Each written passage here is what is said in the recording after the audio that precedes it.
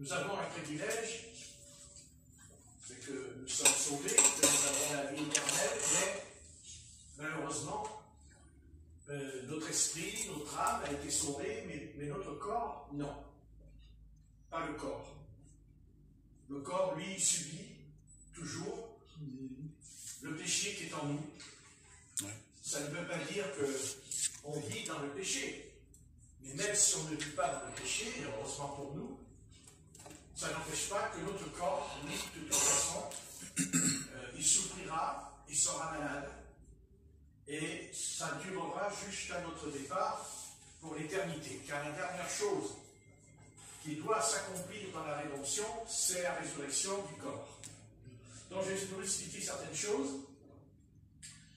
D'abord, une chose est certaine, c'est que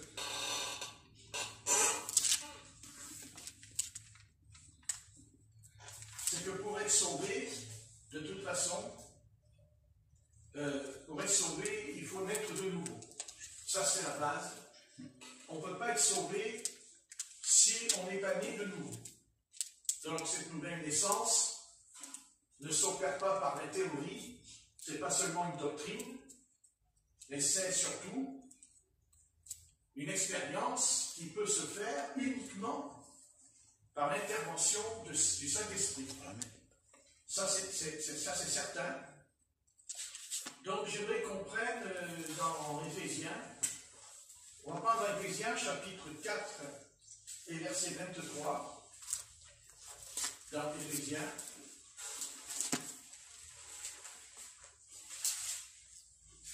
Dans Éphésiens, chapitre 4, verset 23, il nous est dit,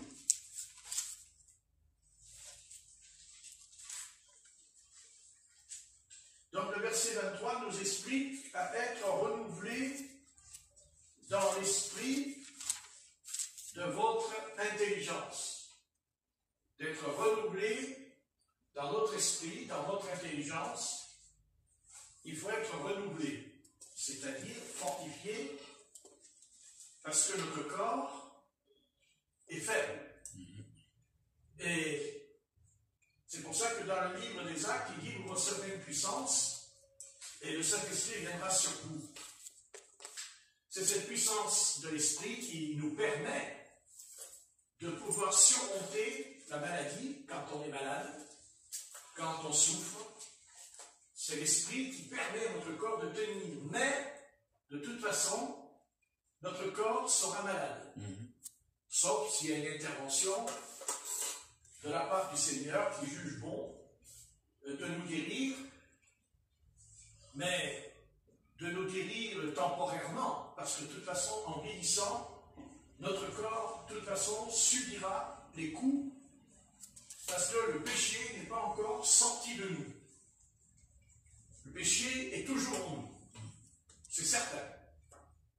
Par contre, le Saint-Esprit, lui, il nous empêche, c'est-à-dire que notre âme, que notre esprit aille dans le péché. Parce que c'est ça qui a été sauvé d'abord. Dieu a sauvé d'abord notre âme et notre esprit. D'abord. C'est-à-dire que quand on meurt, notre corps va dans la terre, notre corps va dans la poussière. Mais notre âme et notre esprit ne vont pas dans la terre. Notre corps, notre esprit ne va pas dans la poussière. Il va dans le paradis. Il rentre tout de suite dans le paradis. Donc, c'est important. Cet élément que nous avons du mal à saisir, c'est que, vous voyez, tout est lié à ce problème. C'est d'être rempli du Saint-Esprit. Plus nous serons remplis du Saint-Esprit, plus nous allons grandir, nous développer. D'ailleurs, c'est ce que dit le texte.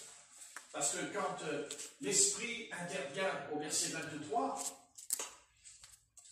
quand il dit à être renouvelé dans l'esprit de votre intelligence et à revêtir l'homme nouveau, créé selon Dieu, dans une justice,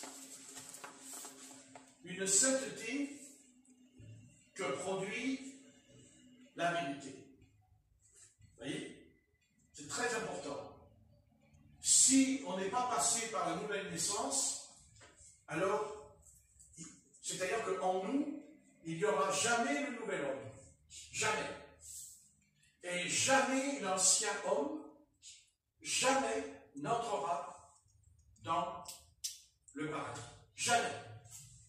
Parce que vous voyez, cette affaire d'entrer dans le paradis, parce que je sais qu'aujourd'hui, il y a beaucoup de croyants qui disent oui, je suis sauvé, le Seigneur m'a sauvé, parce que je crois en Christ, parce que, non. C'est pas aussi simple qu'on voudrait nous le faire croire, parce que Satan veut aussi nous prêcher un salut, un salut léger. Mais la parole, elle nous met en garde, et elle nous prévient, et c'est très important.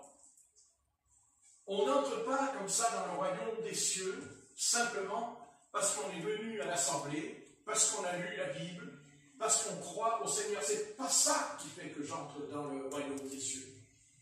C'est parce qu'il y a un processus qui s'opère en nous. Amen. Et d'ailleurs, ce processus, il a un nom. Ça s'appelle la grâce. Parce que, vous voyez, on peut toujours essayer de convaincre tout le monde, en essayant de les convaincre qu'il faut venir au Seigneur, mais si la grâce de Dieu n'opère pas, si la grâce n'agit pas, on ne peut pas venir au Seigneur. On ne vient pas au Seigneur parce qu'on le veut. Non. C'est pas comme ça que ça se passe. C'est la grâce qui intervient. C'est uniquement la grâce qui fait l'œuvre de la rédemption. Et la rédemption du Christ, c'est pas simplement je crois au Seigneur, je lis comme ça de temps en temps la Bible. Parce qu'il y en a beaucoup qui vont arriver et ils vont être déçus, et peut-être même ils vont aller dans ces jours des morts, en ayant la connaissance de Christ, en ayant peut-être lu la Bible, ce qui sera pire pour eux d'ailleurs. Tu aurais mieux valu qu'ils ne la lisent pas. C'est pas ça, c'est est-ce que je suis né de nouveau, est-ce que je suis passé de la mort à la vie, des ténèbres à la lumière, ou est-ce que je suis toujours, c'est-à-dire je suis un homme religieux, j'ai un esprit religieux, mais je ne suis pas né de nouveau. Je ne suis pas transformé. J'ai reçu un esprit religieux. C'est-à-dire, avant je ne croyais pas que Dieu existait, maintenant je crois que Dieu existe. Parce qu'on m'en a parlé, parce qu'on me l'a raconté, parce que je l'ai lu dans la Bible, qu'il y a un Dieu qui existe. Mais c'est pas ça le christianisme. Le christianisme, c'est quelque chose de bien plus important. Parce que, vous voyez, l'apôtre Paul dit aux Éphésiens,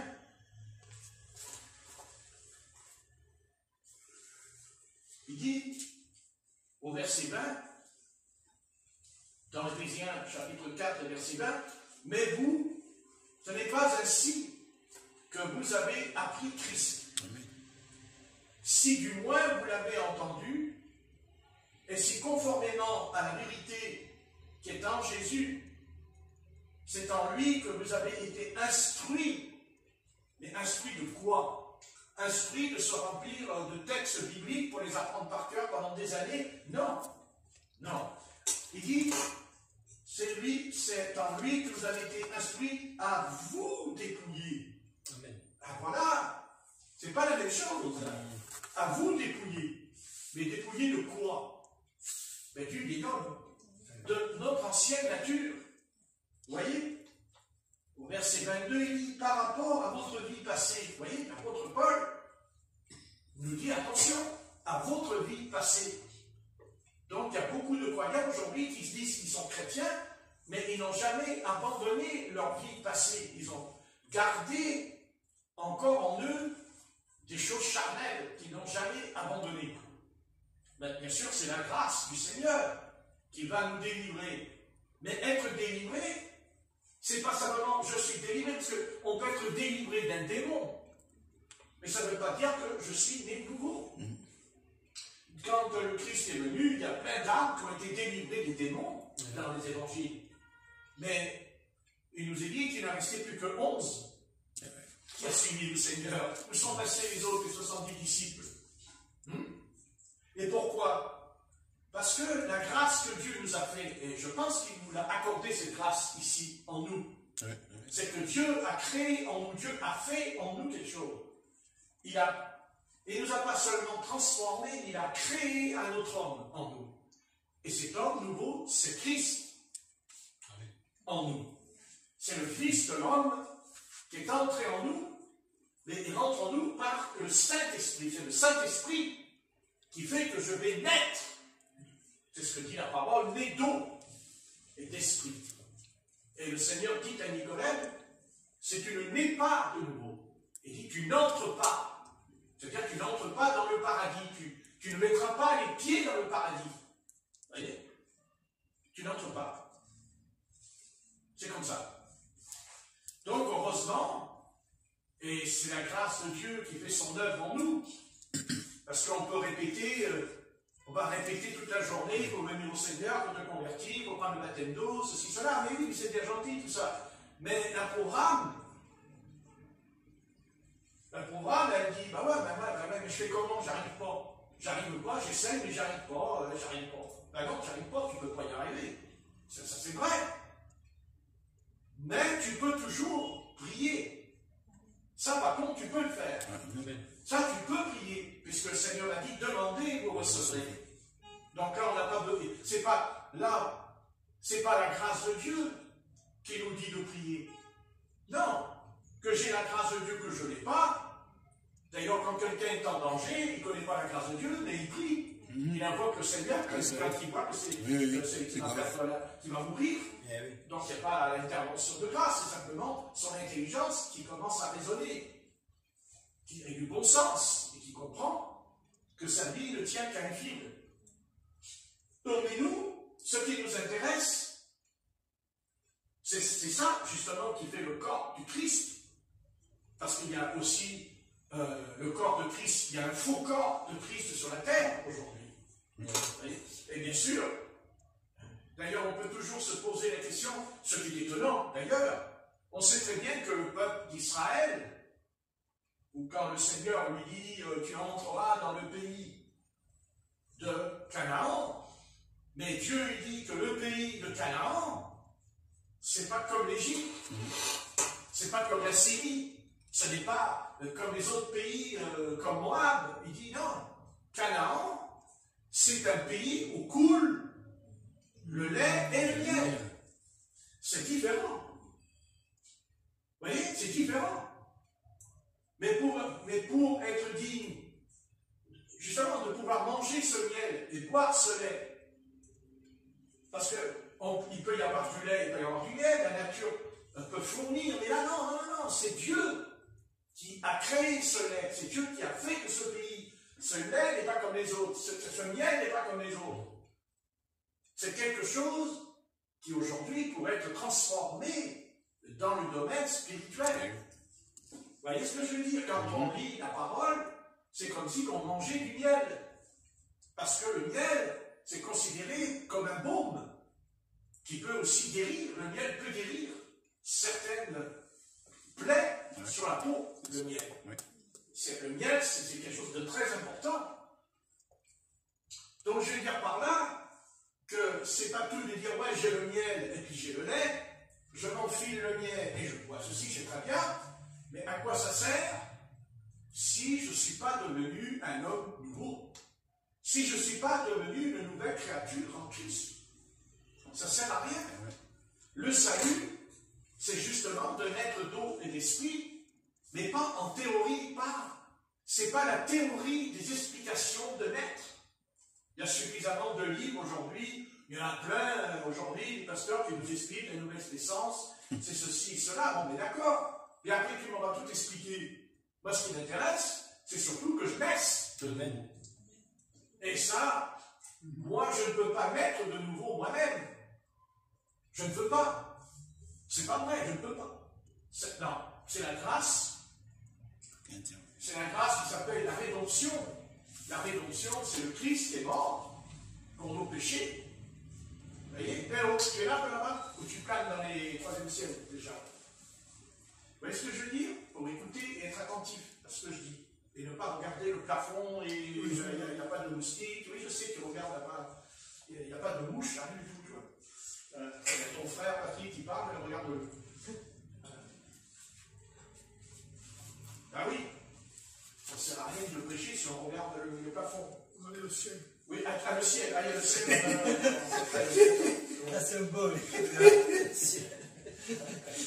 Ah ouais, tu vois à travers les murs, toi. Le ciel au travers les murs. Il y a tous les volets du gardien. C'est intéressant, ça. C'est très intéressant. Il y a la puissance du Seigneur. Terrible. Bon. Non, soyons sérieux, bien-aimés. Est-ce que tu es devenu un nouvel homme? Ah ouais. Remarquez peut-être aussi le frère Alain, il a entendu qu'on rentre dans le ciel, alors du coup il dit Dieu, je vais revenir où le ciel? Le ciel dans la pièce partout. Mais l'explication est importante, oui, oui. Car c'est ça que le Seigneur veut nous faire comprendre. Seul le nouvel homme pourra habiter dans le ciel. Seul le nouvel homme pourra habiter dans le paradis. Ce qui veut dire que si je ne suis pas né de nouveau, c'est-à-dire si je ne suis pas né du Seigneur, eh bien je ne suis pas un nouvel homme. Je suis toujours l'ancien homme. Certes, vous savez, quand on sort dehors ou quand on va quelque part, on met un costume. Selon où on va, on s'habille. N'est-ce pas? Selon les saisons aussi, on met des habits. Et c'est ça qu'il y a aujourd'hui. C'est qu'aujourd'hui, le peuple de Dieu, il s'habille. Il s'habille, mais il n'a pas le bon vêtement. Parce que le vêtement, c'est important. Quand le Seigneur va établir le souverain sacrificateur, il va lui donner un vêtement qui s'appelle des faux. Ça s'appelle. C'est un vêtement de sainteté que le souverain sacrificateur devait porter sur lui. Avec 12 pierres de jaspes sur lui. Le pectoral. Vous voyez? Il avait ça sur lui. Parce que justement, parce qu'il était souverain sacrificateur. Pas seulement il est souverain sacrificateur parce qu'on lui a donné le titre, mais parce qu'il a reçu la vie. Parce que lui seul avait le droit de porter. C'est-à-dire, les autres n'avaient pas le droit. Et le salut, c'est une question aussi de vêtements. Car c'est ce que dit l'Apocalypse. Nous sommes revêtus d'un vêtement blanc. On ne le voit pas. Là, on ne le voit pas, mais Dieu, lui, il sait que nous l'avons, cet habit. Mais l'ancien homme, le vieil homme, jamais Dieu lui donnera cet habit. Dieu ne va pas habiller le vieil homme, parce qu'il aurait le vêtement. Mais ça serait que de l'apparence. Ça serait que de l'extérieur. Mais à l'intérieur, il n'y a pas la sainteté, il n'a pas changé. Parce que s'il enlève le vêtement, eh bien, il est toujours là. Tout à fait. Et c'est pour ça que l'Esprit du Seigneur nous a habillés, mais pas comme dans l'Ancien Testament. On porte un vêtement, on porte aussi, nous, les faux, puisque l'apôtre Paul dit dans l'Épître aux Romains que nous sommes tous des sacrificateurs du Seigneur. Sacrificateur, ça veut dire quoi? Sacrificateur, c'est la prêtrise, c'est le prêtre. Et nous sommes tous des prêtres. Quand on prie pour quelqu'un, on exerce la prêtrise quand on prie pour une âme. Et aujourd'hui, le Seigneur n'a pas dit, voilà, dans l'assemblée de l'Éternel, il y aura des pasteurs, il n'y a qu'eux qui seront sacrificateurs. Alors là, on va retourner, on retourne dans l'Ancienne Alliance. Mais on n'est plus dans l'Ancienne Alliance, on est dans la Nouvelle Alliance, où le Christ a fait de nous tous des sacrificateurs. Amen. Pour lui. Il a fait de nous des prêtres.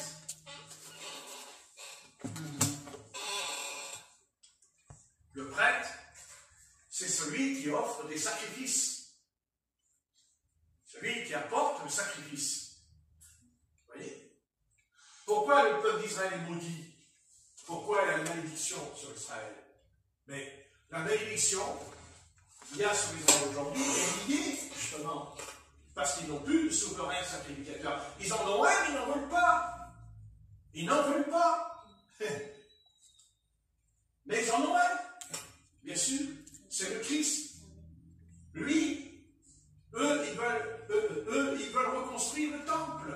C'est ce qu'ils sont en train de faire. Ils sont en train de reconstruire les autels. Ils ont même l'intention de remettre les sacrifices. Mais ça, c'est du passé. Ils veulent retourner dans le passé. Mais pourquoi ils veulent retourner dans le passé? Parce qu'ils ne veulent pas, justement, ils ne veulent pas du véritable sacrifice qui ôte le péché. Parce qu'ils pourront tuer autant d'animaux et les mettre sur l'autel, ce qu'ils vont faire bientôt d'ailleurs. Mais le Seigneur, il n'en veut pas. L'Éternel, il va dire, mais j'en ai rien à faire de vos sacrifices. Ils vont dire, mais non, on est revenu à l'Éternel, on a rétabli l'autel, on a reconstruit le temple. Mais le Seigneur va dire, mais ça ne m'intéresse pas, votre affaire. Ça ne m'intéresse pas. Le temple, c'est pas vos murs. Le temple, c'est votre corps. Amen. C'est votre corps, c'est ça que vous ne voulez pas, en fait. Parce qu'en fait, vous voulez un temple, vous voulez faire des cérémonies, vous voulez être là, sérieux, sombre et tout, et montrer aussi aux autres nations que vous êtes un peuple à part, un peuple différent, mais votre comportement, votre attitude, votre conduite ne correspond pas. Et de toute façon, elle ne peut pas fonctionner, votre conduite. Puisque l'apôtre Paul, il nous dit qu'il faut devenir un homme nouveau. Il faut passer par la nouvelle naissance. C'est pas seulement naître, c'est que cet homme va naître, que cet homme est nouveau. Comme Dieu a créé notre homme, notre corps, notre enveloppe, c'est un homme. Mais maintenant, il y a un autre homme en nous, un homme spirituel, un homme qui adore le Seigneur sans compromis, sans tricher. Cet homme-là, c'est pas la même chose. Et c'est ça qui fait qu'on entrera dans le royaume. D'ailleurs, regardez, prenez dans Romains chapitre 8, verset 24. Dans Romains chapitre 8, verset 24. Qu'est-ce qu'il nous est dit?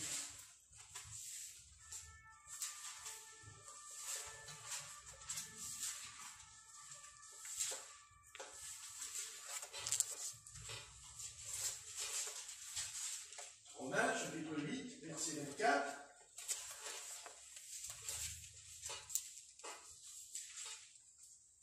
Car c'est en espérance que nous sommes sauvés.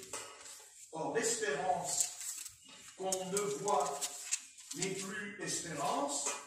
Ce qu'on voit, peut-on l'être encore? Mais si nous espérons ce que nous ne voyons pas, nous l'attendons avec persévérance. Nous l'attendons avec persévérance. Et c'est quoi que nous attendons avec persévérance? C'est le retour du Seigneur qui viendra nous chercher. Qui viendra nous chercher. Maintenant, pourquoi le Seigneur va venir nous chercher? Pour accomplir la prophétie. Mais quelle prophétie? De quelle prophétie le Seigneur vient chercher? Qu'est-ce que le Seigneur revient? Pourquoi il revient nous chercher? Il vient chercher le nouvel homme. Il vient venir sauver l'homme nouveau. Parce qu'à un moment donné, il y a des événements dans la Bible, dans les prophéties de Daniel, dans les prophéties d'Apocalypse. Il nous est parlé d'une époque, d'un temps où ce sera insupportable, invivable pour nous. Ce sera terrible pour nous. Et comme notre corps va aller dans la tombe, puisqu'il va dans la tombe, notre corps, mais le Seigneur nous fait une promesse. Il viendra nous chercher, il viendra nous enlever. Mais quand il va nous enlever, et c'est là qu'il faut être très intéressant. Non, mais c'est intéressant, parce qu'on ne fait jamais trop attention à certaines choses. Mais quand le Seigneur va nous enlever, il est dit, dans l'épître aux Thessaloniciens, il dit à la voix de l'archange, il sonnera de la trompette. Donc, il parle de la voix. Moi, ce qui m'intéresse, c'est la voix qui va retentir. Et cette voix, la voix du Seigneur qui retentit, la voix de la retentir du Seigneur. Elle aura le pouvoir, cette voix. Non seulement elle va ressusciter en premier les morts, alors je vais expliquer. Ceux qui sont morts en Christ, leur âme et leur esprit est déjà dans le paradis.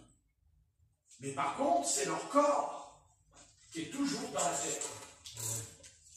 Et le dernier acte de la rédemption, c'est que le Christ viendra pour faire sortir le corps de la tombe. Parce que c'est ça encore qui n'a pas été sauvé. Par contre, votre âme, votre esprit est sauvé. Si vous mourrez ce soir, ce que je ne vous souhaite pas en réalisant, évidemment, mais si vous deviez vous en aller, votre esprit et votre âme va rentrer tout de suite dans le paradis. Immédiatement, vous allez aller dans le paradis pour jouir de la joie, de la paix qu'il y a dans ce lieu. Amen. Par contre, votre corps, lui, n'entrera pas dans le paradis. Il n'entrera que quand Jésus-Christ reviendra le ressusciter. Quand il sera ressuscité. C'est ce qui est arrivé au Seigneur. Quand il est crucifié sur la croix, il va 3 jours dans le Sheol, et il remonte du Sheol. Et quand il ne remonte pas tout seul, mais il va faire sortir de prison tous les saints, pas tous les saints, les saints de l'Ancien Testament qui ont obéi à la loi de Moïse, qui ont suivi les commandements. Alors, leur corps est déjà ressuscité. Parce qu'en fait, les saints de l'Ancien Testament sont déjà ressuscités des morts. C'est ce que dit la Bible. Que quand le Christ a poussé un cri sur la croix, il est dit que les tombes, les sépulcres se sont ouverts et que des saints sont sortis du sépulcre. Mais ils n'ont pas pu rester sur la terre. Ils ne pouvaient pas rester sur la terre parce que le corps qu'ils ont eu, c'est pas comme Lazare. Lazare, il est ressuscité, mais il était mort que depuis 3 jours. Donc son corps n'était pas devenu poussière. Les vers ne l'avaient pas encore mangé. Par contre, les saints de l'Ancien Testament qui sont morts, c'est pas Lazare. Donc le Seigneur a été, il les a fait sortir de la prison. C'est pas qu'ils étaient dans une prison, enfermés. Mais quand il dit en prison, c'est-à-dire qu'ils ne pouvaient pas entrer dans le paradis. Ils n'entraient pas, Abraham, Isaac, Jacob n'étaient pas entrés dans le paradis. Ils étaient dans le séjour des morts, séparés d'un abîme. Il y avait 2 endroits, le séjour des bienheureux et il y avait, bien entendu, l'enfer. Mais ça, c'était en bas. Mais autrement, les prophètes, les saints ne pouvaient pas entrer. Quand Samuel apparaît là, avec Saül est attaché dans l'or, vous direz que Samuel n'est pas dans le paradis. Non, non, non. Il dit, pourquoi tu m'as réveillé? Je dormais. Il a dit. Tu m'as réveillé, je dormais. Pourquoi tu es venu me réveiller? C'est pas l'heure. Tu n'as pas à me réveiller. Vous voyez? Mais quand Jésus-Christ est descendu dans ces jours des morts, il a fait remonter Samuel, ou quand le Seigneur est monté dans le ciel. Pas quand il est monté dans l'ascension. Quand il est monté bien avant l'ascension. Il est monté. Il a emmené avec lui les saints de l'Ancien Testament. D'ailleurs, qu'est-ce qu'il dit à Marie? Ne me touche pas, car je ne suis pas monté vers mon Père. Et après, 8 jours plus tard, il dit à Thomas, touche-moi, mets tes mains. Alors pourquoi il dit ne pas le toucher? La phrase dit, je ne suis pas monté. Mais après, si Thomas a le droit de le toucher physiquement, donc c'est qu'il est monté. Amen. Ça n'a pas de sens, la phrase. Et le Seigneur est monté entre-temps, mais il n'est pas resté, il est revenu tout de suite. Et il a introduit les saints de l'Ancien Testament, il a introduit ceux qui étaient, les autres, ceux qui marchaient dans la justice, dans la droiture, ceux qui étaient sous la loi de Moïse. Mais il les a introduits. Maintenant, il y aura une résurrection qui va venir pour ressusciter, non pas les saints de l'Ancien Testament, parce qu'ils sont déjà ressuscités, ils ont déjà été introduits dans le paradis par le Christ. D'ailleurs, qu'est-ce qu'il dit au larron sur la croix? Il dit, aujourd'hui même, tu seras dans le paradis. Là, on est dans l'Ancien Testament encore. Quand Jésus meurt sur la croix, il y a encore l'Ancien Testament. Et cet homme, il meurt sous la loi. Mais le Christ, lui, là, qu'est-ce qui se passe? Eh bien, il ne descendra pas dans le Sheol, comme est descendu les saints dans cet amendement. Il va monter avec le Christ. Il monte et entre dans le paradis. Comme Jésus-Christ a fait entrer aussi tous les saints, David, Samuel, Samson, tout ça, il a été cherché et ils sont montés, ils ne pouvaient pas monter. Ils ne pouvaient pas monter, parce que pour monter, il fallait qu'ils ressuscitent d'entre les morts. Ils ne pouvaient pas. Et pour ça, ils ne pouvaient pas monter, il fallait qu'ils ressuscitent. Il fallait d'abord que Christ meure et qu'il ressuscite, lui d'abord le premier, pour pouvoir les faire monter. Ce n'était pas possible. C'était impossible de toute façon. Parce que la porte était fermée, parce qu'il dit que le paradis était gardé par 2 chérubins flamboyants. On ne pouvait pas. On ne pouvait pas.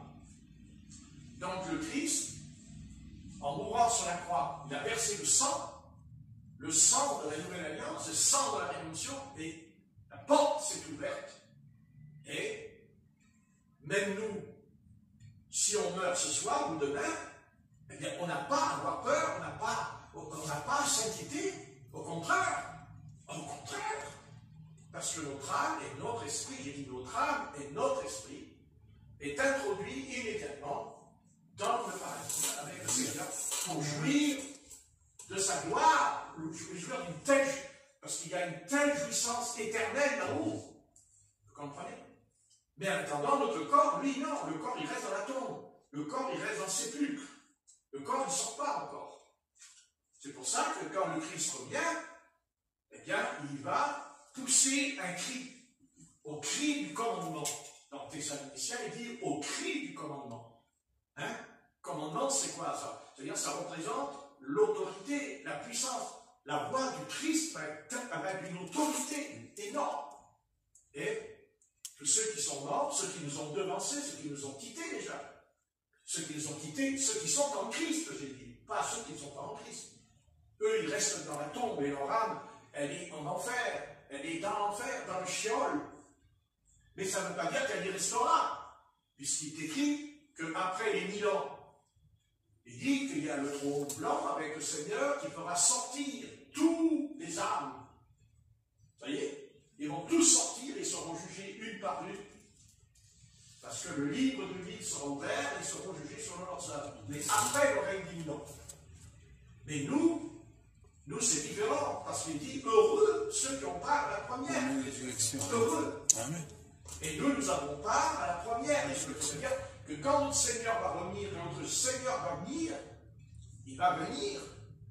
Notre âme est déjà dans le paradis. Pour ceux qui sont morts, je parle. Nous, non, notre âme est toujours sur la terre. Notre esprit est toujours sur la terre, puisque notre corps est toujours sur la terre vivant. C'est pour ça qu'il a dit, nous qui sommes restés vivants, notre corps sera changé en un clin d'œil dans un corps incorruptible. Donc, sachez que quand vous allez quitter la terre, c'est ce que dira l'apôtre Pierre, l'apôtre Paul, il dit la tente, il dit, je suis dans une tente, il dit, je gémis dans cette tente. Et nous gémissons tous dans ce corps, parce qu'il souffre. Il souffre quand il fait froid, il souffre quand il fait chaud, il souffre s'il n'a pas mangé, et il souffre si on attrape une angine. Voilà ce que je veux dire, notre corps, lui, il souffre. Parce qu'il n'est pas encore glorifié. Il n'a pas encore été glorifié, notre corps. Par contre, notre âme, notre esprit, elle est glorifiée. Parce qu'on a reçu le Saint-Esprit, le Saint est en nous. Et glorifie, vous comprenez? Le nouvel homme, est en nous. Il est glorifié, c'est le nouveau. Le nouvel homme, c'est celui qui fait disparaître l'ancienne création. Parce qu'il y a deux créations. La première création, qui a été créée du néant. Parce que l'ancienne création, elle a été créée dans le néant. Mais pareil, la nouvelle naissance, elle a été créée aussi dans le néant. Parce que il n'y avait rien en nous, il n'y a que le vide en nous. On est vide. Mais quand on se convertit à Christ, quand Christ entre en nous dans la forme du Saint-Esprit en nous, il rentre en forme de l'Esprit Saint dedans, c'est lui en nous, mais en esprit il entre. Il rentre par l'Esprit et il crée une nouvelle création. Cette nouvelle création ne peut être habitée que par une nouvelle terre et de nouveaux cieux. Amen. Et c'est pour ça qu'après le règne des 1000 ans, on sait que Satan sera relâché de sa prison, il sévira les nations quelques coins de la terre, mais le Seigneur dira, c'est terminé, puisqu'il roulera la terre comme un parchemin. Vous voyez ce que je veux dire? Amen. Tout est une question de nouveau. Dieu fait toujours quelque chose de nouveau. Et même ce soir, on est avec le Seigneur, on a eu un temps de parler, bon, ben, on est des êtres humains. Mais après, à un moment donné, notre intelligence, qui a été visitée par l'Esprit, on vient de le lire dans Éphésiens, et renouvelle notre intelligence. C'est l'heure. Et le nouvel ordre reprend les commandes, reprend la direction. Parce qu'il y a en nous cet homme nouveau, en nous. Il y a cet être en nous. Donc, de toute façon, c'est sûr que, de toute façon, on pourra répéter tant qu'on veut, veut te convertir, t'es perdu. Mais ça ne sert pas à grand chose. C'est vrai tout ce qu'on dit. On est d'accord, c'est la vérité. Heureusement qu'on dit la vérité, on ne serait plus seul. Mais ce n'est pas ça encore qui permet à une âme d'être sauvée. Il faut l'intervention de la grâce de Dieu, de la rédemption. Maintenant, on peut prier. On peut prier et dire, voilà, que le Seigneur, moi, c'est compliqué, mais je sais que ta grâce peut faire en moi quelque chose. Ta grâce peut me transformer. Moi, je ne peux pas. Et Dieu dit, mais je sais qu'il ne peut pas. Si tu pouvais, je ne serais pas venu mourir sur la croix du calvaire. Je t'aurais sauvé en claquant des doigts. Ce que je peux faire. Puisque le Seigneur a dit, si je dis à une montagne, déplace-toi, je jetterai dans la mer, elle m'obéit. Alors pourquoi Dieu ne pourrait pas nous transformer? Il dit, ça, je te claque les doigts, puis ça y est, hein, t'es 3 fois saint, 3 fois pur, tout ce que tu veux. Non. C'est pas comme ça que ça se passe. Ce n'est pas le bon processus. Parce que Satan pourrait attaquer le Seigneur, après lui dire, mais dis donc, c'est bien passé ton histoire, là. Tu claques les doigts, puis ça y est, le gars, il est nouveau, tu vois. Non. Ben non, ça ne se passe pas comme ça. Parce que, il faut comprendre que quand Adam et Ève sont tombés dans le péché, quand ils tombent dans le péché, il y a quelque chose en eux qui va se manifester en eux. C'est quoi? Ben, c'est d'abord la honte. Ils ont honte. Quand l'Éternel dit où es-tu, Adam? Et il dit, et pourquoi tu te caches? Il dit, c'est parce que je suis nu. Nu de quoi? Il n'était pas habillé, il n'avait pas d'habit, Adam. Quand il est venu au monde, il n'avait pas de chemise, il n'avait pas de costume, il n'avait pas de chaussettes, il n'avait pas de pantalon, il n'avait pas d'écharpe, Adam. Puis d'abord, il n'y avait pas de magasin. Donc, je ne vois pas comment il pouvait acheter des habits. Et la parole dit qu'il n'était pas habillé. Puisque la parole nous dit que c'est Dieu qui l'habillera après sa chute. Oui. Donc, vous voyez? Pourquoi il dit que je suis nu? Parce qu'il avait perdu la joie, il a perdu la paix, il avait honte du péché. Quand on dit que si on va devant quelqu'un, on se met tout nu, on a honte. On n'est pas. Ça a la honte un peu d'être vu comme ça devant les gens. Parce qu'aujourd'hui, j'en ai rien à foutre qui sont nus. Bientôt, ils vont marcher tout nus dans la rue. Parce qu'ils sont pervertis. Parce que voilà, c'est la perversion. Vous voyez, Adam, lui, il n'était pas perverti. Ben non, parce que s'il était perverti, il n'aurait pas dit je suis nu. Bien sûr, il n'aurait pas pu le dire. Sa conscience aurait été tellement tordue que ça lui aurait fait ni chaud ni froid.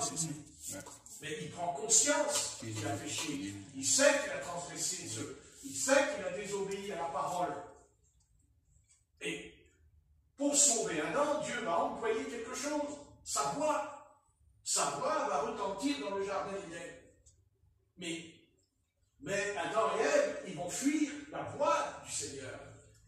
Ils ne fuient pas seulement l'Éternel, ils fuient la voix de l'Éternel. C'est cette voix-là qui leur a fait peur. C'est pour ça qu'ils ont eu peur de lui. Parce que c'est sa voix qui a retenti.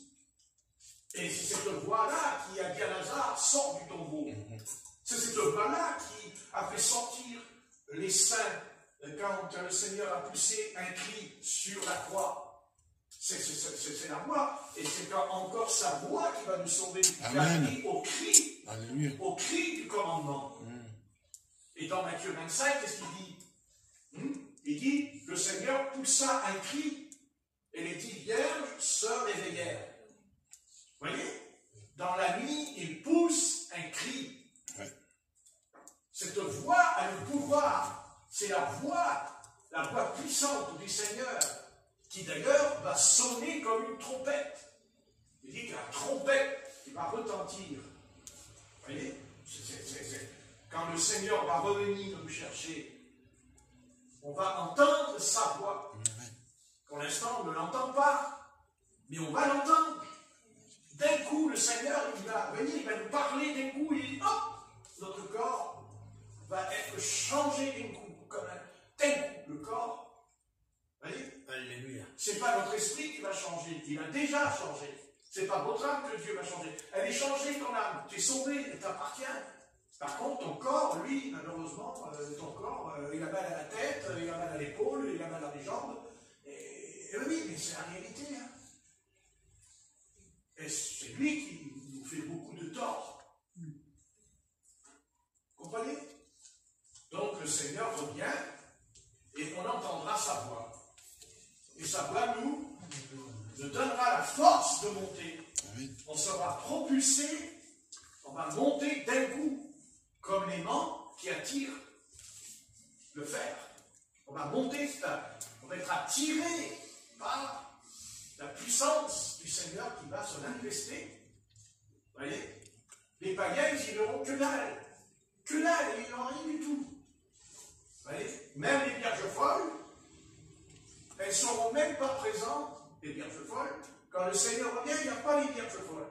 Elles ne sont pas là, elles sont parties.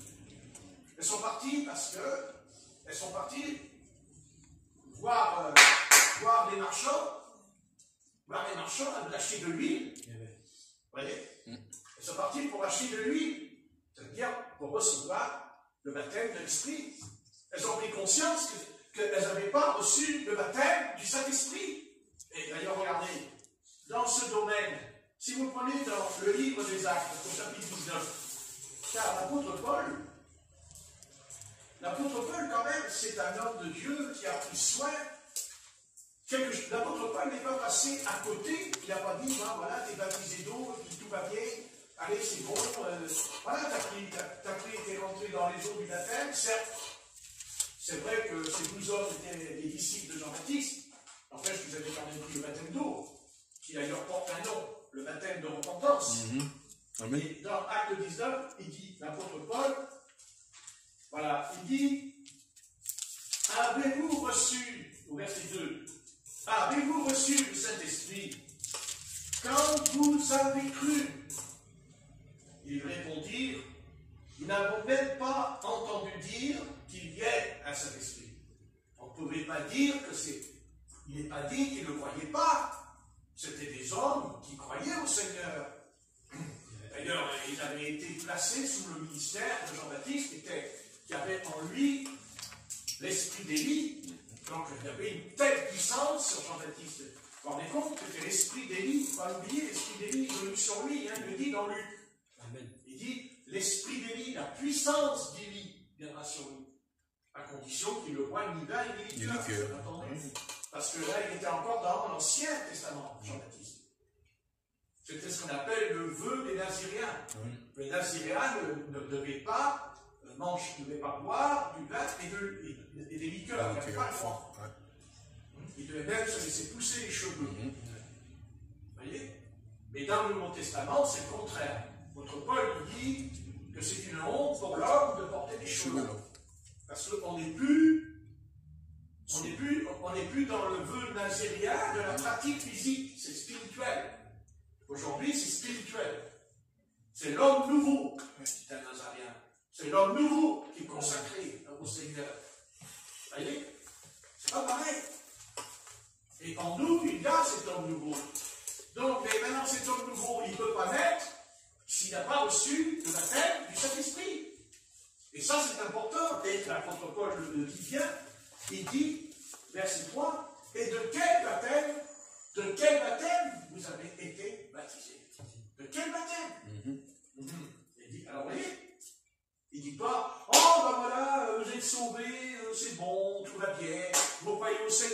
être sauvé. Non. C'est pas comme ça que ça se passe. Il faut, pour que le processus de la grâce opère, pour créer en nous l'homme nouveau, je le répète, ce n'est que cet homme nouveau qui rentrera dans le paradis. Si tu n'es pas né de nouveau, si tu n'es pas né d'eau et d'esprit, tu n'entreras pas dans le royaume. Tu peux raconter tout ce que tu veux, de toute façon, tu es dans une fausse espérance. Une espérance qui t'amènera à la déception quand tu partiras. Il n'y a pas, dire, oui, mais Dieu est amour, Dieu est amour. Oui, d'accord, mais je sais que Dieu est amour. Mais l'amour de Dieu, ce n'est pas le même que le nôtre. L'amour de Dieu consiste à obéir à ses commandements, à sa parole. Si Adam avait aimé le Seigneur, il n'aurait pas désobéi. Vous voyez? Il n'aurait pas désobéi.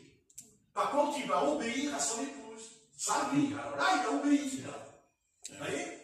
Il a inversé les rôles, Adam. Amen. Vous voyez? Parce qu'il aurait dû lui dire, femme, tu dois être soumise à ton mari. Donc, elle n'était pas soumise. Parce que s'il a cédé, c'est qu'elle n'était pas soumise. C'est qu'Adam avait, ça prouve qu'elle avait quand même une emprise sur lui. Parce que là, on ne parle pas de n'importe quoi. On est en train de parler du fruit défendu. On parle du commandement que Dieu a donné d'abord à Adam en premier. Vous voyez? Et qu'après, Dieu a répété quand elle est venue au monde, Dieu l'a redit encore une deuxième fois. Vous voyez? Bien sûr, quand il tombe, il a fait venir le vieil homme sur la terre. Quand il tombe, il a fait tomber toute la création que Dieu a créée. Il fait tomber toute la création. Il fait tomber la nature, il fait tomber les animaux. Tout tombe. Parce que c'est la malédiction. Et même Caïn a tué le meurtre, le crime en lui. Car ce n'est pas un animal qui est un meurtrier. Ce n'est pas un animal qui est un meurtrier, c'est l'homme. C'est un homme qui devient un tueur, un prédateur. C'est l'homme qui est un prédateur. C'est l'homme qui a dit à Abel, viens avec moi dans les champs. Parce que c'est dans les champs qu'il va l'assassiner. C'est dans les prés qu'il va le tuer. Ça ressemble d'ailleurs un peu aux animaux sauvages, dans la savane. Hein? C'est dans les prés, dans la nature, qu'ils attaquent les animaux pour manger. Vous voyez, c'est en lui, chez Caïn, un esprit. Vous voyez, c'est un prédateur, c'est un tueur. Il n'a pas tué du jour au lendemain Abel. Ça ne lui a pas pris comme ça d'un coup dans sa tête. C'est quelque chose qui germait depuis longtemps en lui. Et puis Satan l'a aidé. Satan l'a aidé. Et le Seigneur lui a dit d'ailleurs, le péché couche à ta porte. Et ce péché, c'était le démon.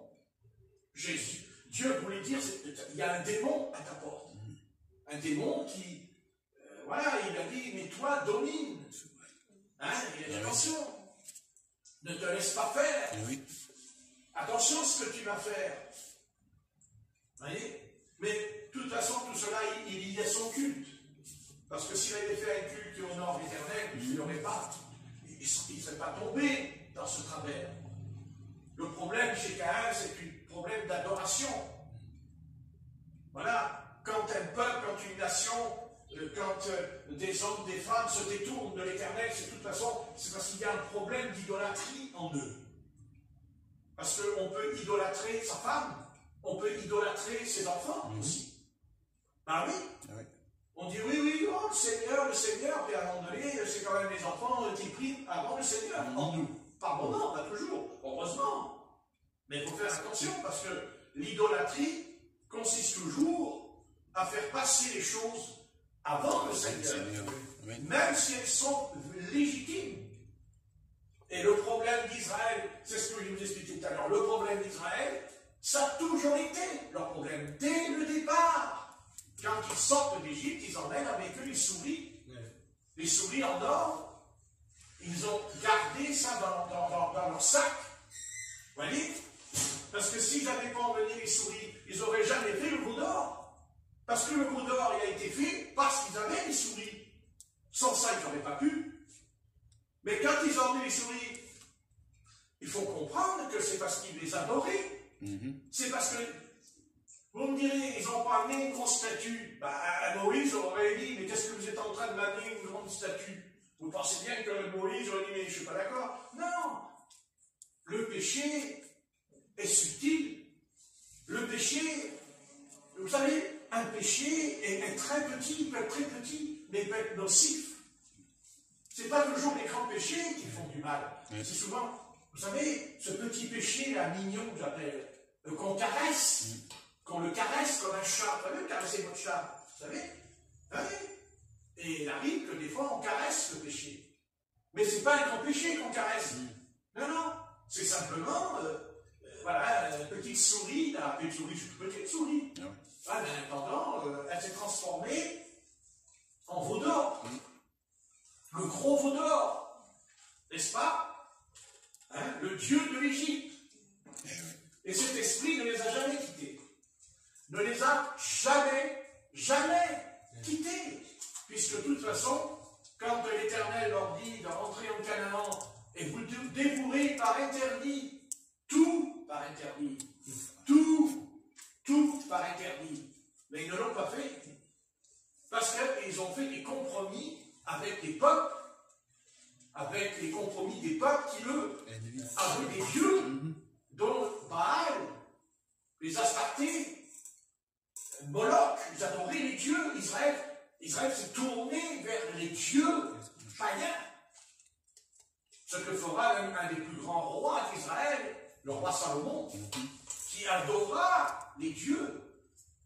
N'est-ce pas? Et ces dieux-là qu'il a adorés l'ont conduit, n'est-ce pas, à coucher avec plein de femmes en Israël. Il a couché avec plein de femmes étrangères. Il a couché avec des Moabites, avec toutes des femmes contre la parole de Dieu. Il a violé, alors que Dieu lui avait donné un don énorme, la sagesse. Dieu lui a donné la sagesse, il lui a donné l'intelligence, n'est-ce pas?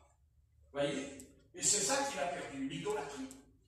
Et quand Israël a été délivré, parce qu'Israël va être délivré de l'idolâtrie, puisqu'on le voit bien après, que plus tard, on sait très bien que quand le Christ vient, il n'y a plus de ça en Israël.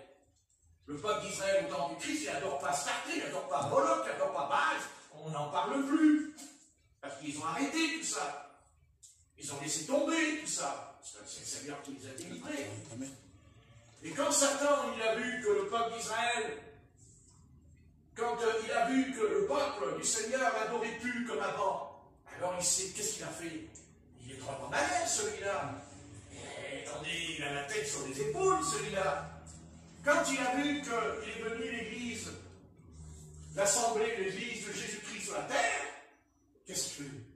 Eh bien, cet esprit d'adoration qui était dans le peuple d'Israël, eh bien, il est rentré dans l'Église après la mort des apôtres, à tel point qu'il y a le culte de Marie aujourd'hui, et le culte des saints dans l'Église.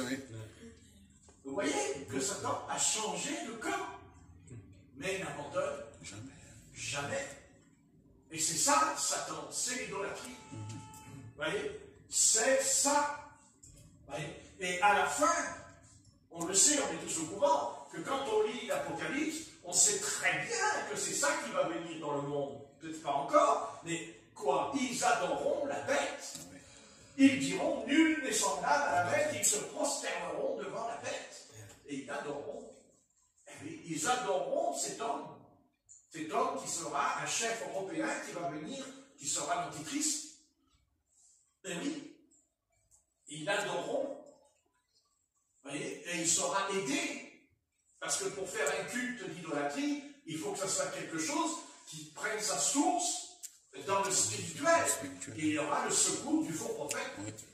Il y aura le faux prophète qui va venir aussi et qui va l'aider, qui va le propulser à adorer Satan, à adorer vraiment le diable. Pas seulement lui, mais tous les habitants de la terre vont adorer la bête. Ils vont se mettre à genoux devant elle et ils voueront un culte à cet homme. Et ils lui diront, domine, règne sur nous. Ça se passe dans l'Apocalypse. C'est ça qui va venir Maintenant, cela ne se fera pas maintenant encore. Parce que cet homme-là, cet homme que les habitants de la terre vont adorer, parce que cet homme va séduire toutes les nations. Donc, pour l'instant, nous ne sommes pas encore dans ce temps-là. Nous sommes dans le temps de l'épreuve. L'épreuve, elle a commencé quand sur l'humanité? Elle a commencé quand le Christ est ressuscité des morts, alors l'humanité est entrée dans le temps de l'épreuve. C'est ce que nous dit Matthieu 24, versets 6 à 7. Il y aura des guerres, des bruits de guerre, des famines, des pestes. Vous voyez, ça c'est le temps de l'épreuve. C'est Dieu qui met à l'épreuve les nations, qui met à l'épreuve les nations. Il les a testées pendant 21 siècles. Et en même temps, dans ce temps de l'épreuve, le Seigneur a manifesté sa grâce. C'est-à-dire sa grâce qui fait que si on accepte le Christ, eh bien on est sauvé. Amen. Mais la Bible dit que la porte se fermera. Et là, on rentrera dans un autre temps qui s'appelle la colère de Dieu. Parce que dans la Bible, il y a deux périodes. Il y a le temps de l'épreuve et le temps de la colère de Dieu. Et pour l'instant, nous ne sommes pas encore dans le temps de la colère de Dieu. Pas encore. La colère de Dieu commencera quand les 7 sceaux s'ouvriront, suivis des 7 trompettes, parce que les 7 sceaux n'ont pas été ouverts. Ça, c'est faux. Pas encore. Pas encore. Amen. Les sceaux s'ouvriront quand l'Antichrist viendra. Car c'est écrit dans la Bible, il dit Satan descendra sur la terre animé d'une grande colère. Et là, les sceaux s'ouvriront. Et d'ailleurs, l'Antichrist, il arrive dans l'Apocalypse. On n'a qu'à le lire. Quand est-ce que l'Antichrist apparaît? C'est dans le premier sceau. Il apparaît dans le premier sceau. Donc, c'est pas vrai. Les 7 sceaux n'ont jamais été ouverts. Ça, je suis désolé, mais chacun fait ce qu'il veut. Mais la Bible me dit que les 7 sceaux n'ont jamais été ouverts parce qu'ils seront ouverts quand il y aura la grande tribulation sur la terre. La grande tribulation qui, on sait très bien, durera 7 ans. Mais pendant 3 ans et demi, l'Antichrist va séduire le monde, va séduire toute la terre, mais au bout de 3 ans et demi, il va changer. Car là, il va commencer à changer. Parce que toute la colère qui est en lui va se manifester. À tel point qu'il va tout faire pour détruire Israël,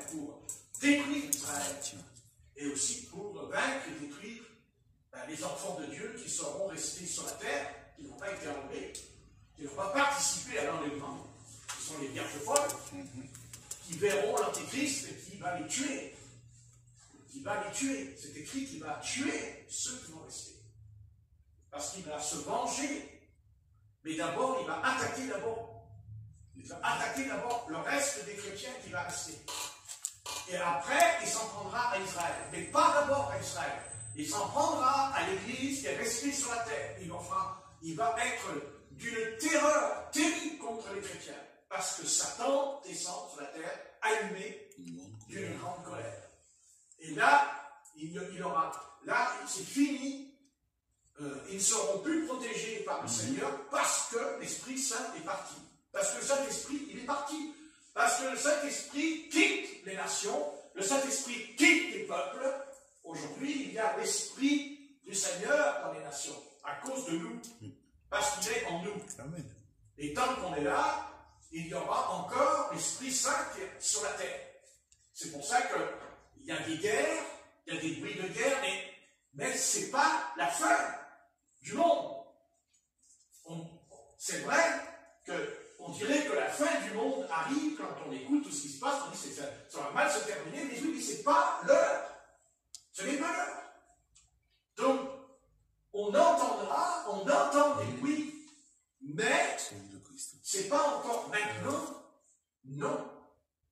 Non, pas encore. Même s'il y a eu 2 bombes atomiques qui sont tombées sur la Terre, mais ça n'a pas continué, l'humanité n'a pas été anéantie complètement quand les 2 bombes atomiques sont tombées sur la Terre. À Nagasaki, à Hiroshima, sur les Japonais, avec les Américains.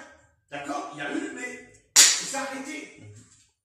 Vous voyez? Parce que ce n'est pas encore la grande tribulation. Mais le temps de l'épreuve va s'arrêter. Dieu ne va plus donner une chance aux nations, comme ce soir. Dieu offre encore une chance à tous les peuples. Dieu offre une chance aussi à toi qui m'écoutes. Dieu te tend encore une perche et il te dit, saisis-la, parce qu'un jour, cette grâce que tu entends, eh bien, tu ne l'entendras plus. Parce que la porte de la grâce se fermera. Et d'ailleurs, l'apôtre Paul nous le dit, quand le dernier païen sera entré, la porte se fermera. Amen. La porte de la grâce. Alors déjà que c'est difficile de recevoir la grâce, alors, qu'est-ce que ça sera quand on ne pourra plus? Puisque déjà c'est difficile. Vous voyez ce que je veux dire? Mais tout est possible aussi au Seigneur. Amen. Et c'est pour ça que nous avons été sauvés. Alléluia. Alléluia. Alléluia. C'est bon ça. C'est très bon. Oui. Alléluia. C'est pas bon, ben écoutez, je recommence. Alors, là, on est fini. Donc, c'est intéressant. Non, alors là, vous allez dire, non, c'est très bon. Ça va. Hein? Vous comprenez? Il faut que vous saisissiez ça. Amen. Il y a deux périodes dans le Nouveau Testament, il y a deux périodes. Il y a le temps de l'épreuve. L'humanité, ce soir, est dans une épreuve. On est éprouvé. Voilà. Mais, on n'est pas fini. C'est ça. Parce qu'au dernier moment, il semblerait que ça s'arrête. Que ça se calme même. Vous voyez? On dit, il n'y a plus d'électricité, il y en a toujours. C'est parce que... Et il y en aura parce que c'est Dieu qui dira non. Et oui, tout à fait.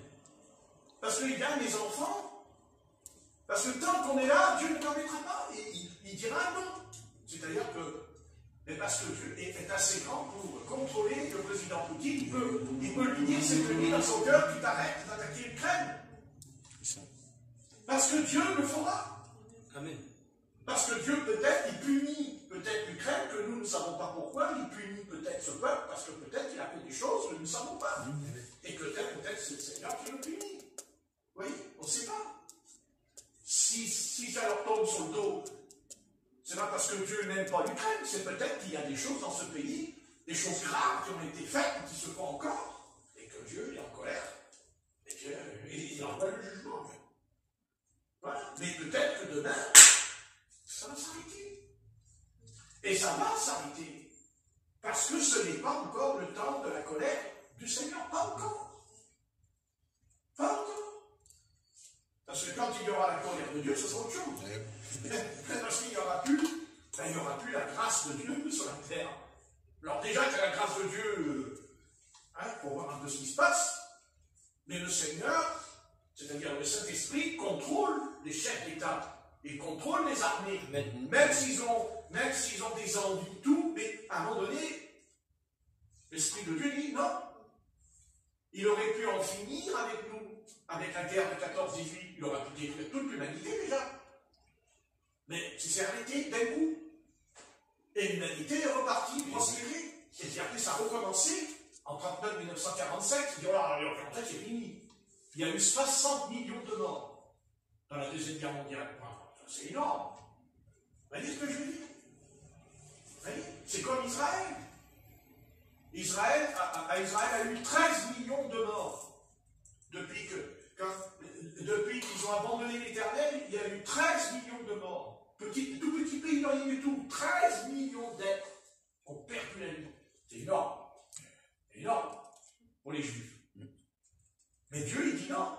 Israël ne disparaîtra pas. Israël restera encore. Ils sont là. Malgré tout ce qui leur est arrivé, ils sont toujours là. Et pourquoi? Parce que Dieu a dit un reste dans l'épître aux Romains, chapitre 9, chapitre 10, chapitre 11. Le Seigneur dit par la bouche de Paul, est-ce que Dieu a rejeté Israël? Le point est de là. Moi-même, il dit, je suis israélite de la tribu de Benjamin. Mais il dit, le vœu de mon cœur, c'est qu'il soit sauvé. N'est-ce pas? Amen. Le vœu de mon cœur, c'est qu'il soit sauvé. Mais Dieu s'est détourné d'eux parce qu'ils ont toujours rejeté.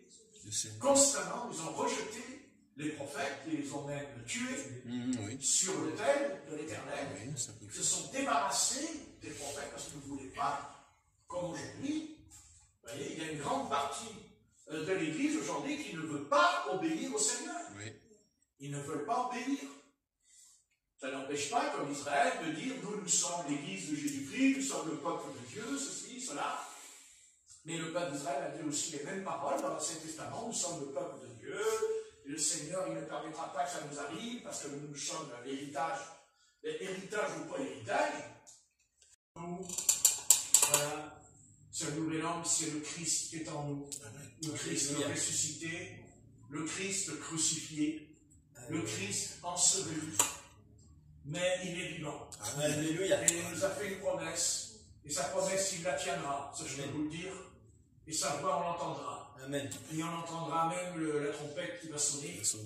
Et quand elle sonnera, eh bien, nos corps seront changés. Parce que quand on entendra le cri de notre Seigneur, sa voix, on ira vers lui. On courra même. Parce que déjà, nous courons vers lui. Puisqu'on ne le quitte pas. C'est une question d'intimité, l'enlèvement. L'enlèvement, c'est pas parce que c'est l'enlèvement, la prophétie qui est écrite. L'enlèvement, c'est une affaire intime entre l'époux et l'épouse. Parce que n'oubliez pas que l'enlèvement est suivi d'une noce. Amen. Ah oui.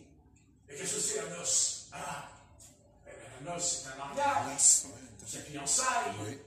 Voilà. Vous pensez bien que le retour du Seigneur, c'est pas de prendre un bâton et de taper sur la tête de ceux qui n'ont pas compris, ou ceux qui n'y croient pas, avec une perche à la main, tu n'as pas compris, oui, le Seigneur revient, tu apprends ça, l'enlèvement. Mais non, l'enlèvement, c'est tellement personnel en nous.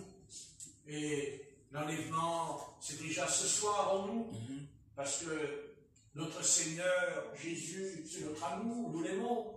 Et lui, il nous aime. Amen. Amen. Et pourquoi il va venir nous chercher? Parce qu'il nous aime qu'il vient nous chercher. Amen. Voilà. C'est comme la fiancée, les fiançailles. Oui, tout à fait. Les fiancés disent, ah, j'ai fiancé, puis il laisse sa fiancée au loin. C'est reste au loin là-bas. Mais non, c'est pas possible. Il va la rejoindre, il court vers elle, elle aussi. Un peu comme la Sunamite, dans le Cantique des Cantiques. Il dit qu'elle regardait par la porte pour voir son bien-aimé par le trou de la serrure, parce que la porte était fermée à clé, elle ne pouvait pas entrer. Mais c'est comme ce soir, la porte est fermée à clé pour l'instant. Mais le Seigneur va ouvrir la porte. Amen. Quand il va venir, il ouvre la porte. Et à tel point que nos corps vont être changés, transmutés. Parce qu'on va recevoir. Parce que pour aller vers lui, pour pouvoir rester avec lui, pour pouvoir entrer dans la salle des noces, il faut bien comprendre une chose. Mais il faut avoir un corps de résurrection. Amen. Amen. Et si on l'a pas, on ne peut pas entrer, puisqu'il n'y aura que des âmes qui sont ressuscitées d'entre les morts. Donc si on n'est pas ressuscité, ben, si on c'est qu'on n'est pas né de nouveau. Mais qui va ressusciter? Mais le nouvel homme qui est en nous, le Dieu. L'apôtre Paul dit que le vieux, il va disparaître. Il dit la vieille création disparaît, c'est le vieil homme. Amen. Mais le nouvel homme, c'est la nouvelle création. Voilà, c'est pour ça qu'on va être enlevé. On va le rejoindre. Alléluia. On va être ensemble. On va être avec le Seigneur. Mais oui, ça n'a rien à voir encore ce soir. Mais en attendant, ça ne nous empêche pas que le Seigneur nous a dit, si vous voulez demander, vous recevrez. Quoi? La puissance du Saint-Esprit. Voilà. Et si on reçoit la puissance du Saint-Esprit, c'est-à-dire, si on est malade physique, elle peut nous relever. Amen. Mais évidemment, il n'est pas dit qu'on va... Le Seigneur, il dit quand même qu'il guérit les malades. Donc la puissance de Dieu qui est en nous, elle nous guérit. Mais bien sûr, ça ne veut pas dire qu'on ne va pas tomber malade. Mais c'est pas pareil. On est renouvelé, on est fortifié. On ne sait pas pourquoi. Il y a des jours, on a envie de courir et de rattraper la voiture du président de la République. Disons, ah, ça c'est bien ça. C'est un coup. Mais si. Mais apprenons. Pourquoi on ne veut pas s'appliquer? Quand on fait un devoir, quand on écrit une lettre à quelqu'un, on s'applique. On s'applique. Des fois, on fait des ratures, et puis qu'est-ce qu'on fait? On déchire, on recommence. On ne présente pas une lettre comme ça n'importe comment.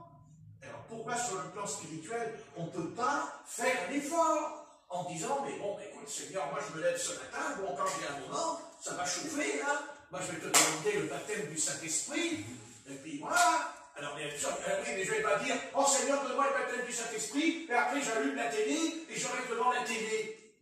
Le Saint-Esprit, il ne va pas descendre devant la télé. Il faudrait savoir où c'est la télé, où c'est le Saint-Esprit. Tu veux un ministère de guérison? Mais t'es marrant, toi, tu veux même ça de la guérison dans la télé?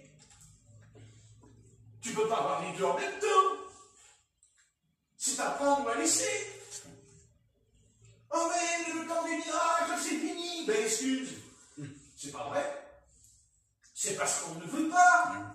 Parce qu'on ne veut pas souffrir pour le Christ. Amen. Parce qu'on dit, oh, venir au Seigneur, c'est merveilleux. Tiens, oui, bah, allez raconter ça à l'apôtre Paul, à l'apôtre Pierre. Allez, montrez-moi les apôtres si c'était merveilleux. Oui, le nouvel homme était heureux en eux. Ben, bien sûr. Mais le vieux se prenait des coups de bâton sur la figure, les cahiers le livre des actes. L'apôtre Pierre, lui, il se retrouve en prison quand même. Bon, il y a un ange qui est venu, il a brisé les chaînes, mais en attendant, il est en prison. Et nous, on est prêts à aller en prison, nous? Est-ce qu'on est prêts à aller en prison comme les apôtres? Est-ce qu'on est prêts quand on viendrait nous arrêter et on nous jetterait dans une prison? Et qu'on ne reverrait plus notre maison, notre lit?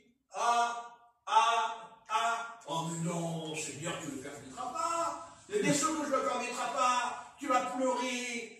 Tu vas pleurer des coups. Tu vas dire, mon Seigneur Jésus, là, mon secours, je suis malheureuse ici. Ben ouais. Mais pourquoi il n'y a pas des miracles? Pourquoi il n'y a pas des guérisons? Pourquoi il n'y a pas des prodiges? Et puis pourquoi il n'y a pas de réveil dans le monde? Parce que c'est le Seigneur qui ne veut pas. Le Seigneur a dit, moi je fais plutôt réveil. Ah bon, depuis quand? Mais tant qu'il y aura la grâce de Dieu, il y aura toujours des réveils pour sauver les pécheurs perdus. Mais c'est parce que l'Église, elle ne veut pas. On ne peut pas avoir le réveil et dormir en même temps. C'est où tu te réveilles ou tu dors. Les petites vierges, elles ont le réveil quand elles dorment? Non. Elles n'ont pas le réveil quand elles dorment. Alors il ne faut plus dormir. Et oui, je parle spirituellement. Amen. Voilà, on dort. Et pourquoi on dort? Ben, on dort. Mais c'est normal qu'on dort. On n'est même pas capable de prier 1 heure par jour. La partie, l'Esprit Saint, il va descendre sur nous, il va nous donner les 5 ministères, il va nous donner les 9 dons spirituels. Mais oui, mais bien sûr. Ben oui, il y a un paralytique qui est devant nous, on va lui dire, au nom de Jésus-Christ, lève-toi et marche. Ben, le gars, il ne se lève pas, hein. C'est normal qu'il ne se lève pas.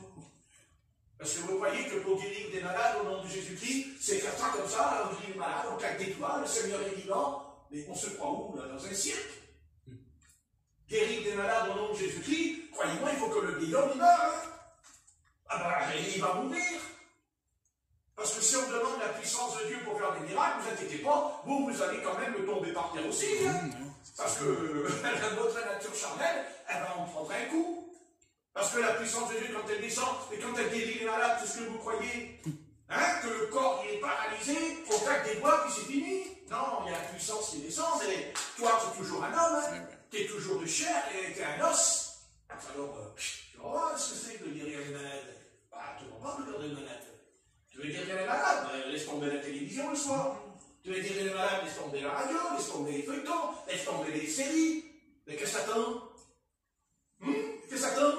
Qu'est-ce que nous attendons? Ah ben oui, c'est pas clair qu'on n'est plus dans le même temps, c'est pas la même époque. Ah ben oui, ben le Seigneur il dit, oui, mais t'as raison, c'est pas la même époque, t'as raison. Mais on ne reçoit pas les dons spirituels. On ne reçoit pas les dons surnaturels. Mais non, ben non, mais c'est plus pour aujourd'hui. Ah ben non, c'est plus pour aujourd'hui. Seulement Gédéon, lui, quand le Seigneur l'appelle sur l'arbre, quand l'Éternel il dit à Gédéon, va avec la force que tu as, Gédéon il descend de son arbre, et qu'est-ce qu'il fait? Il va dans le jardin de son frère, et il attrape l'autel, il pète la figure, il le met en morceaux l'autel. Amen. Et après, Madian est vaincu.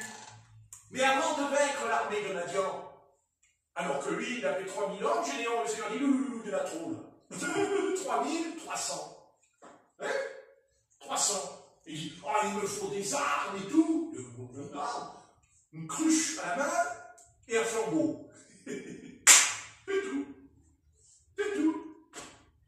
Ah ouais. Avant que Dieu puisse se manifester, vous savez, ah, quelle église, mais dans quel état est l'église au XXIe siècle? Mais quel état, mais c'est pas possible.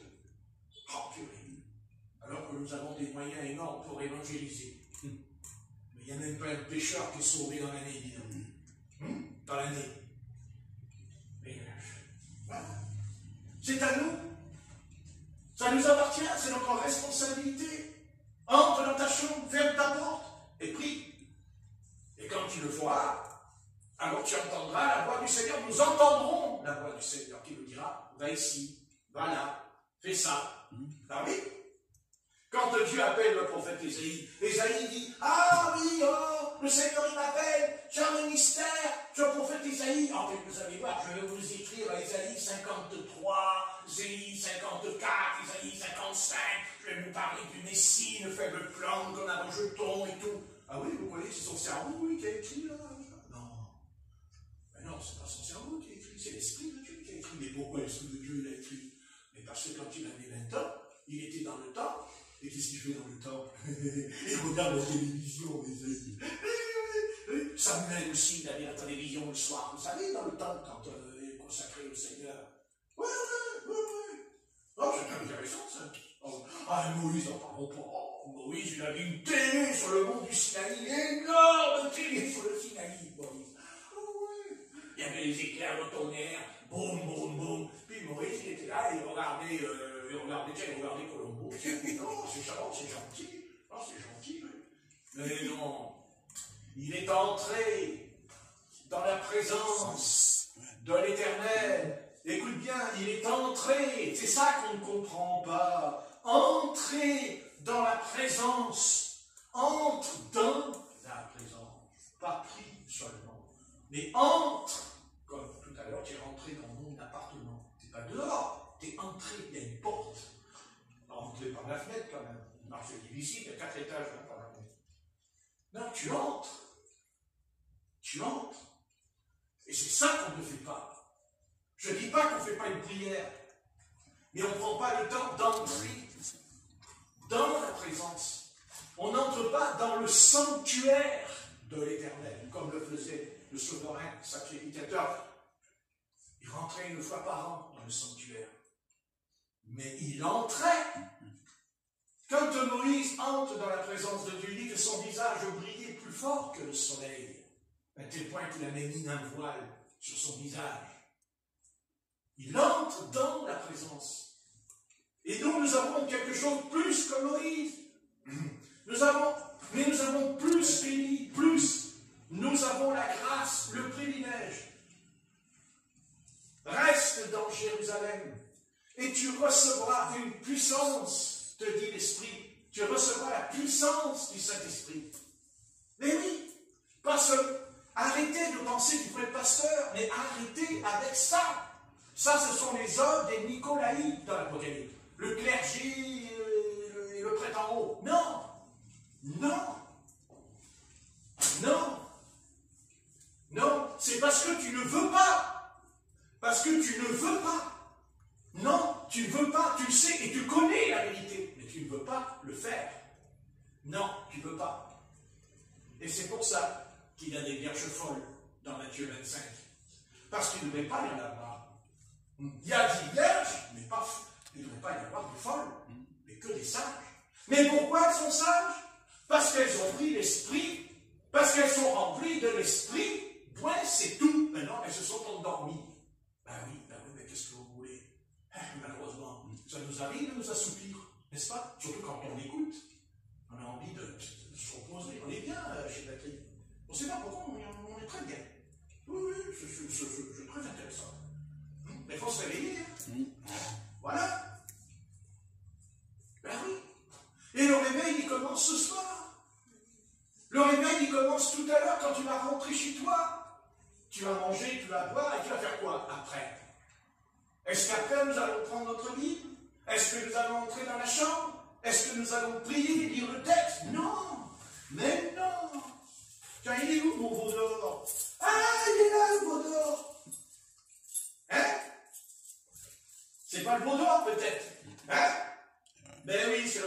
Alors, allez, soyons honnêtes.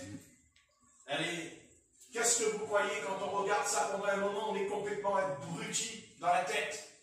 Et on ne peut pas être un abruti et être clair avec le Seigneur. Allons, arrêtons, mais soyons un peu plus sincères. Arrêtons de jouer le jeu de l'ennemi. Croyez-moi, autrefois, les chrétiens, ils disaient, ah, le Seigneur ne veut pas qu'on aille au cinéma. Hein? Ils disaient, ah, mais le Seigneur ne veut pas qu'on aille au théâtre. Mais aujourd'hui, le théâtre, il est dans notre maison. Et je dis nous, parce qu'on va croire que je suis supérieur à tout le monde après. Alors je dis nous. Voilà. Il y a le théâtre dans la maison. N'est-ce pas? Mais enfin, soyons honnêtes. Quand on allume ce poste, ne dites pas qu'il y a la présence du Saint-Esprit. Bon, enfin, il faut arrêter de se heurter contre cette pierre d'achoppement. Qu'est-ce qui a détruit l'Église du Seigneur Jésus-Christ dans cet âge? C'est ça. Mais oui, arrêtons. Mais on ne veut pas être honnête au fond de soi-même parce que ça nous dérange. Mais vous savez, quand les prophètes sont venus parler à Israël, montrez-moi un endroit où il y a un prophète qui ne dérange pas le peuple de Dieu. Tous les prophètes, ils ont dérangé leur génération. Ils ont dérangé les gens de leur âge. Parce qu'ils disaient des choses que le peuple ne voulait pas entendre. Et quand le peuple d'Israël est dans le désert du Sinaï, vous savez le passage où quand ils ont dit à Moïse, oh, mais Moïse, monte sur la montagne et Dieu te parlera. Et tu nous diras ce que Dieu t'a dit. Mais non, c'est eux qui devaient aller sur la montagne et demander à Dieu ce qu'il en dirait, et non pas Moïse. Mais pourquoi ils ont fait ça? Pourquoi ils ont dit à Moïse, va sur la montagne, prie à notre place? Mais parce qu'ils ne voulaient pas entendre la voix de l'Éternel, mais ils étaient d'accord pour entendre la voix de Moïse, c'est-à-dire la voix de l'homme. Même si l'homme, eux ils ont dit, oh mais quand Moïse nous le dira, même si c'est Dieu, mais c'est pas pareil. C'est Moïse qui nous l'a dit. On pourra toujours dire, oh mais c'est son caractère qui nous l'a dit. Mais si jamais c'est l'Éternel, alors Moïse a répondu, qu'est-ce qu'il répond Moïse? Mais vous avez entendu la voix de Dieu quand il est venu sur le Sinaï, vous lirez dans Deutéronome. Hein? Ils l'ont entendu. Ils ont vu les éclairs et le tonnerre, et ils ont entendu la voix de Dieu, n'est-ce pas? Mais ils ont dit à Moïse, mais non, mais toi, monte sur la montagne, et comme aujourd'hui. Bah, aujourd'hui, c'est pareil. Dans toutes les assemblées, par toutes les églises, il n'y en a pas une qui échappe. Oh, mais de toute façon, on ne va pas se prendre la tête. Il y a le pasteur, il est là, il nous prépare son petit sermon. Alors, vous savez, le pasteur, il prépare son petit sermon, il écrit, tu vois. Non, mais c'est très bien. Mais, excusez-moi, notre cœur, il y a longtemps qu'il ne tremble plus devant l'Éternel, comme sur la montagne du Sinaï. Et quand le Seigneur appelle Isaïe, quand Dieu envoie Isaïe, qu'est-ce qu'il fait Dieu? Il donne une vision à Isaïe. Et Dieu fait entendre sa voix. J'avais été à lire Isaïe chapitre 6. Il dit, la voix de l'Éternel a fait trembler le temple. Amen. N'est-ce pas? Amen. Et là, qu'est-ce qu'il fait Isaïe quand il entend la voix de l'Éternel? Il dit, dis-moi Isaïe, j'habite au milieu d'un peuple dont les lèvres sont impures. Et quand il le dit, il y a l'ange qui prend les pincettes et il le purifie, lui d'abord le premier. Amen. Et pas les autres. Lui, le premier. Ben voilà. Vous voyez? Bien sûr, mais bien sûr, mais bien sûr, mais oui. Mais vous savez, quand le Seigneur dit, et cette phrase, elle retentit, cette phrase. D'ailleurs, pour moi, elle retentit, non pas c'est la trompette qui retentit, mais c'est une sonnerie de trompette. Trouverai-je encore de la foi sur la terre quand je reviendrai? Oui. Trouverai-je encore de la foi? Enfin, mais elle est où la foi aujourd'hui? Hein? Elle est où la foi? Oui, la foi de la dénomination religieuse à laquelle j'appartiens. Je suis pentecôtiste, je suis baptiste, je suis méthodiste. Oui, mais ça, il n'y a pas de problème. Il n'y a pas de problème. Mais il est où le je suis? Celui qui suit dans la vie. Où il est celui qui est le maître, et je veux dire plus loin, le patron. Où est le patron aujourd'hui? Mais où sont les ouvriers? Les ouvriers, ils sont où? On est à côté.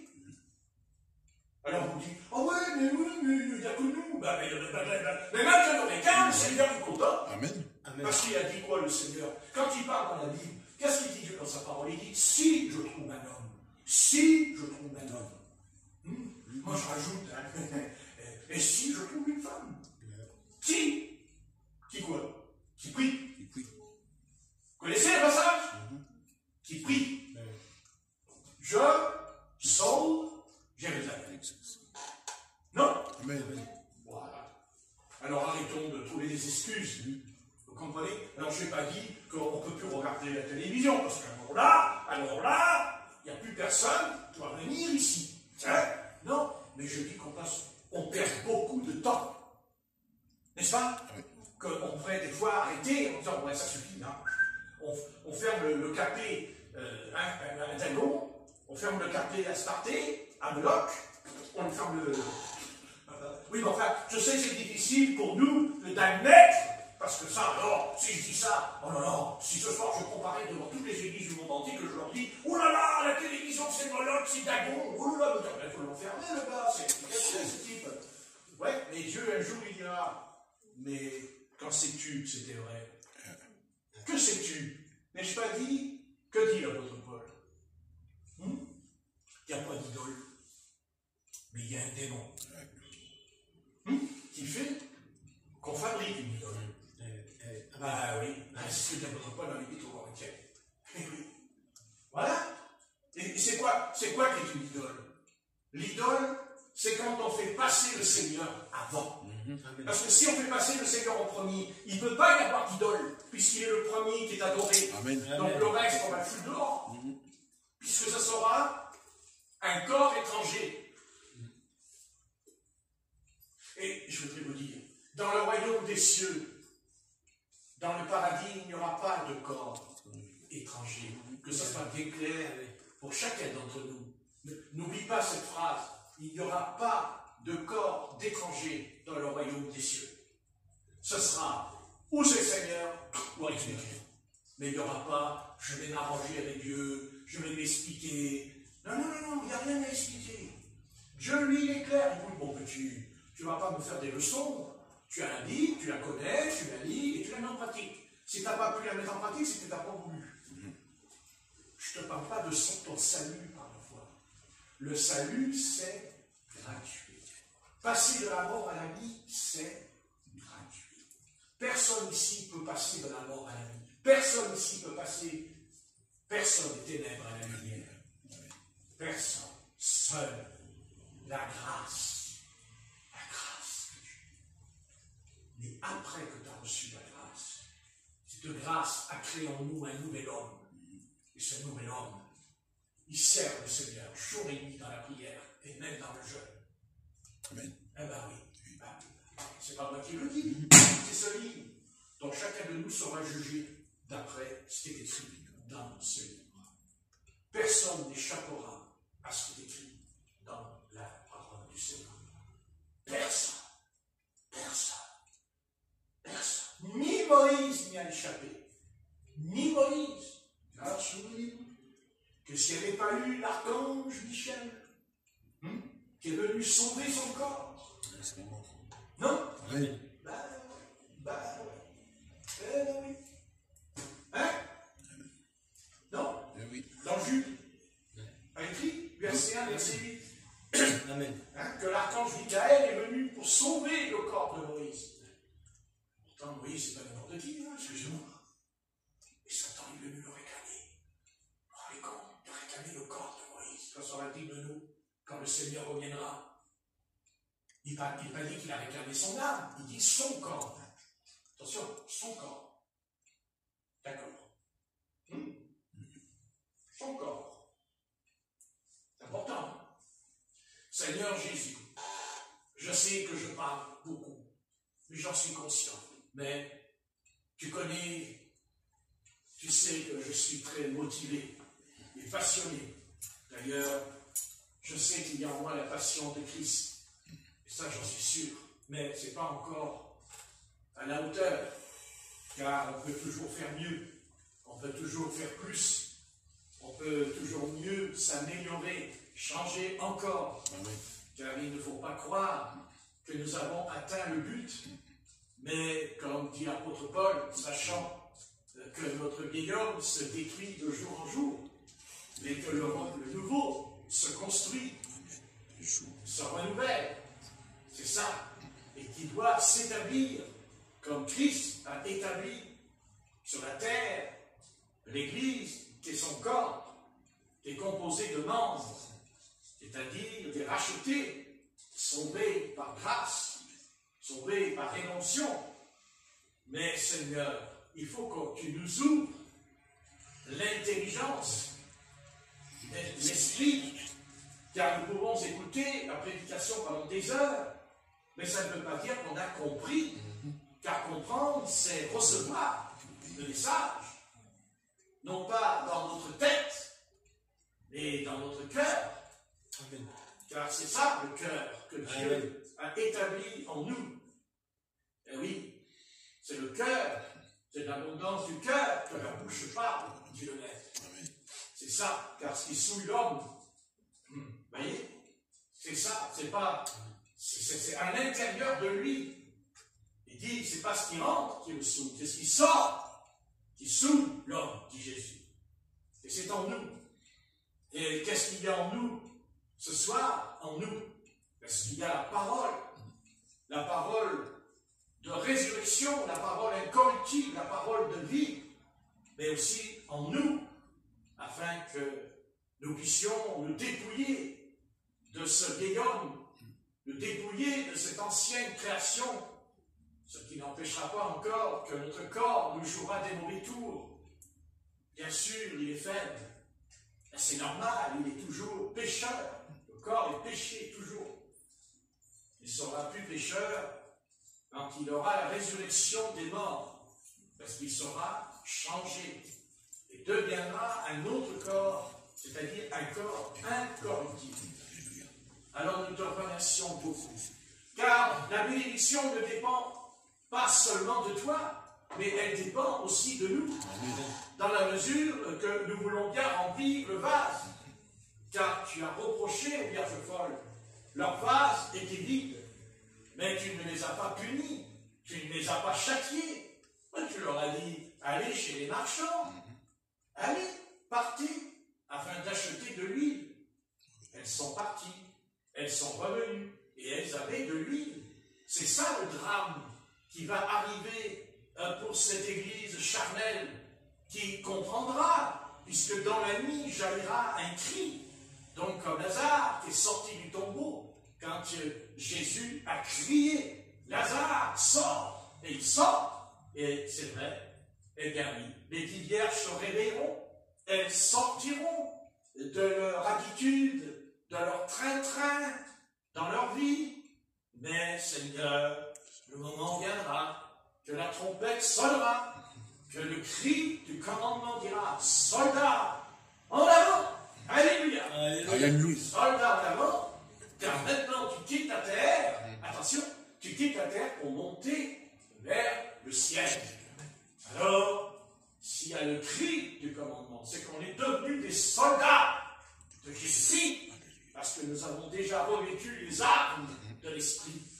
Ah oui, car c'est vrai, quand on montera, il y en a un autre qui va lui aussi venir, parce qu'il descendra, c'est Satan, et toute sa clique, qui descendra sur la terre.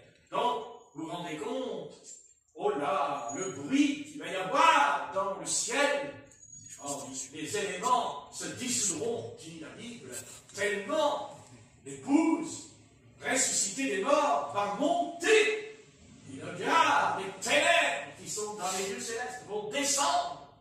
Ça va être terrible. Ah oui, comme l'éclair qui part de l'Orient, ah oui, de l'Occident et tout, ce sera un événement glorieux et merveilleux, mais pour les païens, ce sera que terreur et nuit sombre et tourment. Mais pour nous, ce sera la joie ineffable. Comme l'a dit l'apôtre Paul, j'ai entendu des paroles ineffables. Alléluia. Alléluia. Mais qu'il ne m'est pas permis de raconter. Eh bien, ce sera pareil pour nous. Nous serons enlevés mais on ne pourra pas leur expliquer ce que nous voyons, ce que nous entendons, parce que c'est ça tellement ineffable, que c'est trop grandiose, ce sera la gloire. Oh oui, la gloire du Seigneur en nous. Alléluia. Alléluia. Et en attendant, le Seigneur ne nous a pas laissé en chemin. Il a dit qu'il enverrait un autre consolateur, l'Esprit Saint. Oh oui, il prendra de lui et nous le donnera. Alléluia. Alléluia. Tout ce que Jésus-Christ a fait, nous sommes appelés à le vivre, car tout disciple accompli sera comme son maître. Alléluia. Alléluia. Parfaitement. Amen. Amen. Tout est possible à celui qui croit. Et moi je dis, tout est possible à celui qui prie. Alléluia. Alléluia. Oui, il faut prier. Veillez et priez, a dit le Maître. Mais nous ne prions pas assez. D'ailleurs, on ne prie jamais assez. Alléluia. Alléluia. Nous ne commençons pas à faire des comptes et des calculs, parce qu'en vérité, nous parlons beaucoup, mais peu du Seigneur. Et nous voulons nous réveiller. Nous voulons commencer le réveil en nous, c'est-à-dire dans notre chambre. Alléluia. Quand nous serons réveillés, dans l'Esprit Saint manifestera la gloire divine en nous. On sortira notre chambre comme Moïse est sorti. Ah oui, son visage était d'une beauté ineffable. Il en sera de même pour nous, car le Seigneur a ressuscité les morts. Amen. Amen. Amen. Alléluia. Alléluia. Béni soit Jésus-Christ, notre Messie, notre Sauveur, notre Rédempteur. Il est la manne descendue du ciel. La manne sans mélange. Sans mélange.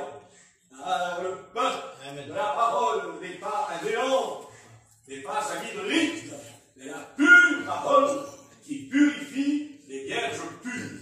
Alléluia. Alléluia. Mais en même temps, débarrasse-nous de cet esprit de folie. C'est vrai qu'il y a la folie dans ce monde, mais nous aussi, nous sommes un petit peu fous, parce que nous ne faisons pas ce que tu demandes de nous. Mais nous voulons te prier, afin que la grâce de Dieu, souveraine, oh, puissante, non seulement elle dit à Satan, retire-toi, parce que Christ est vainqueur, parce que Christ a vaincu le diable, le péché. Alléluia. Et que Christ a vaincu en nous tout ce qui ne vient pas de lui. C'est ça qui est important. C'est ce qui vient du Seigneur et ce qui ne vient pas de lui. Nous te remercions parce que nous sommes heureux de t'appartenir. Amen. Même s'il y a de temps en temps des tribulations dans nos vies, mais que nous avons. Nous levons les regards et nous regardons vers Golgotha, parce que sur la croix, même notre Sauveur n'y est pas, mais il est quand même en nous, crucifié, enseveli et ressuscité. Alléluia. Alléluia. Jésus-Christ est ressuscité des morts. Amen.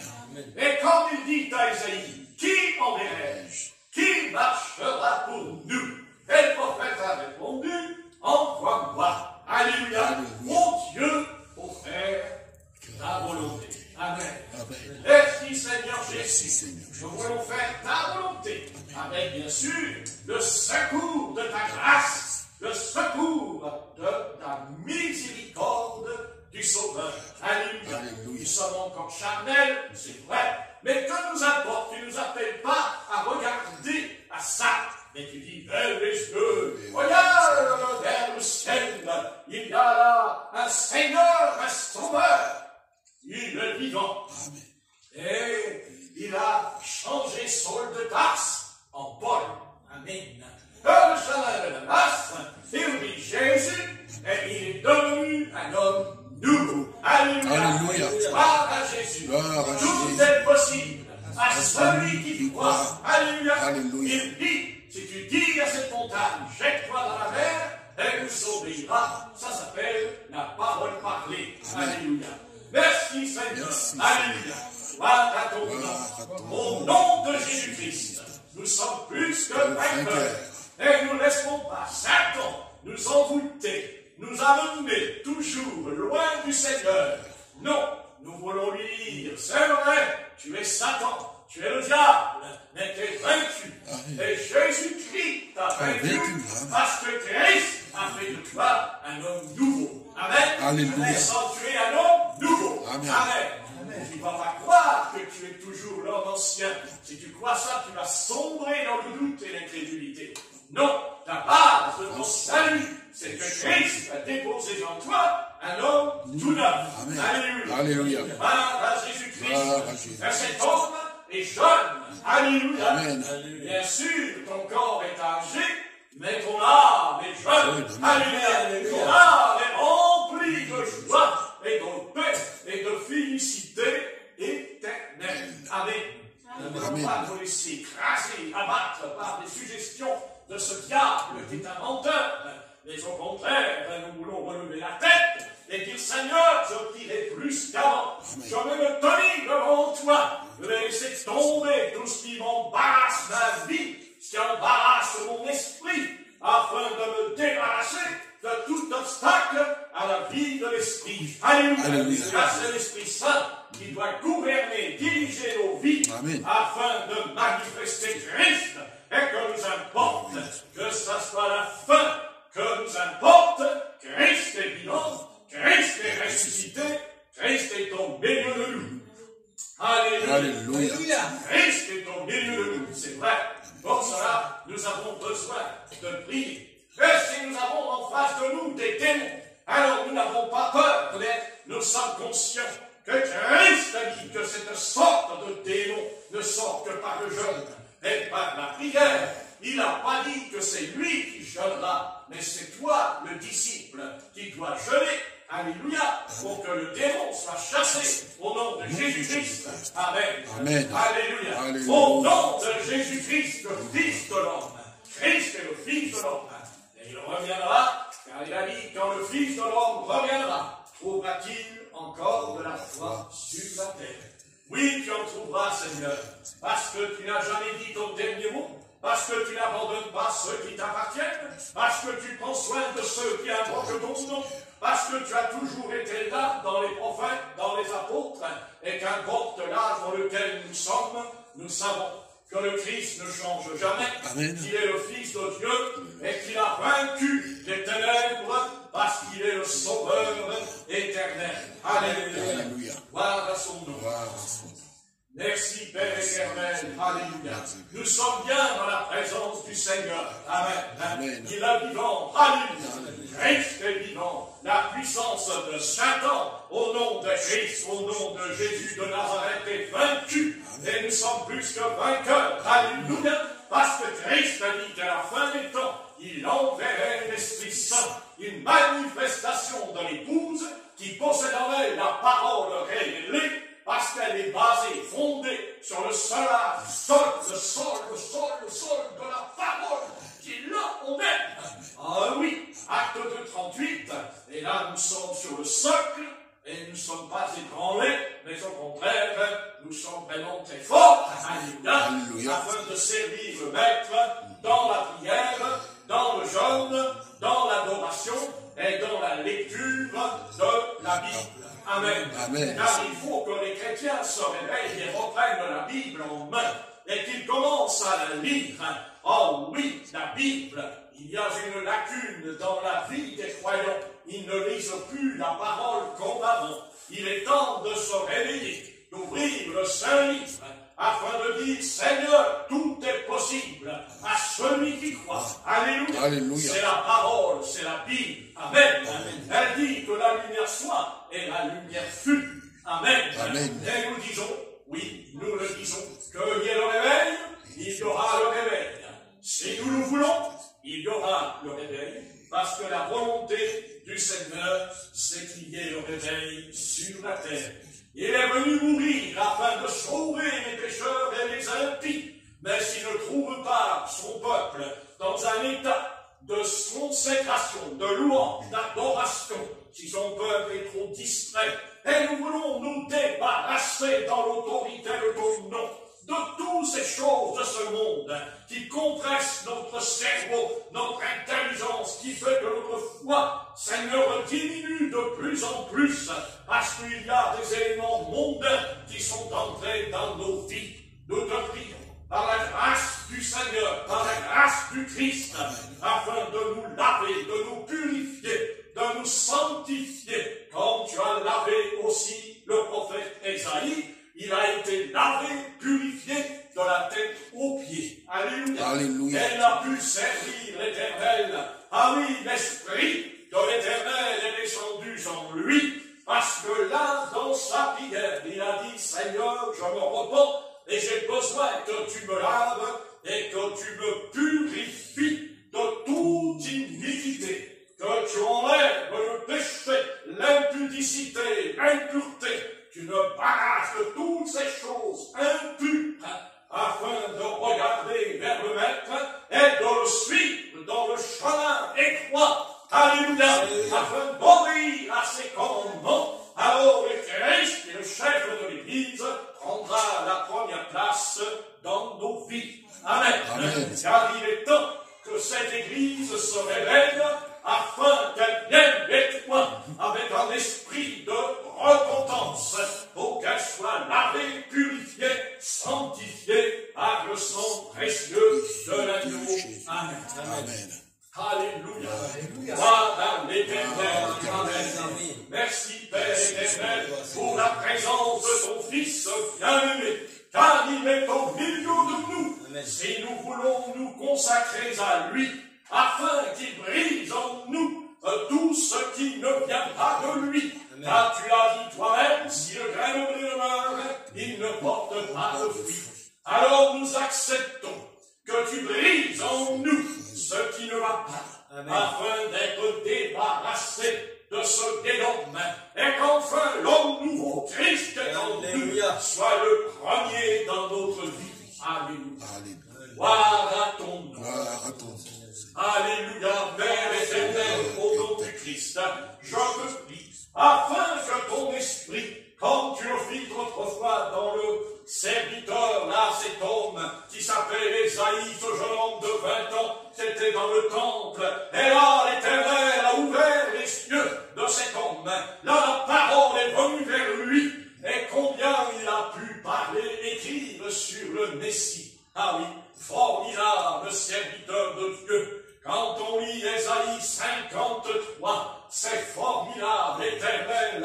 Combien tu peux prendre un homme, une femme, un jeune homme, une jeune fille, dans la mesure où ils veulent bien se consacrer et déposer les armes charnelles sur l'autel de la sainteté. Alléluia. Alléluia. Afin d'être rempli de son esprit, de révélation, de consécration, de sainteté. Amen. Amen. Afin que tu nous révèles et que nous sortions de nos torpeurs, de notre combat, que tu nous délivres de tout esprit d'amnésique, que là nous retrouvions, oui, la porte, le chemin de l'Église, la porte éternelle. Alléluia. Afin que les âmes se dirigent vers cette porte, la porte étroite, certes, mais il y a la vie éternelle du Sauveur en nous. Amen. Amen. C'est formidable d'appartenir au Christ. Le diable veut nous faire croire que c'est le contraire, mais c'est un menteur. C'est faux. Le Christ est vivant et il veut nous remplir de l'Esprit Saint, exactement comme il le fit dans l'Église primitive, car quand les apôtres imposaient les mains sur les malades, ils étaient guéris. Alléluia. Point à la ligne. Alléluia. Gloire à ton nom. Gloire à ton nom. Merci Seigneur pour ta paix. Merci Maître pour ta joie. Alléluia. Au nom de Christ, remplis-nous de ton esprit. Que le vase ne soit pas un vase en or, mais dont il y a le vide. À l'intérieur, nous ne voulons pas être un vase posé sur un meuble dans un coin qui ne servirait pas à grand-chose. Car le vase a été créé, destiné afin de servir l'Éternel. Alléluia. Alléluia. Quand il y a un vase, c'est pour mettre dedans des plantes. Amen. Amen. Et s'il n'y a pas d'eau, elle meurt. Amen. Alors nous te prions afin que ce soir, dans ce lieu, dans cette maison, il y ait la présence de ton Fils, car c'est ça qui nous intéresse. C'est la présence du Fils de Dieu qui s'appelle Jésus-Christ.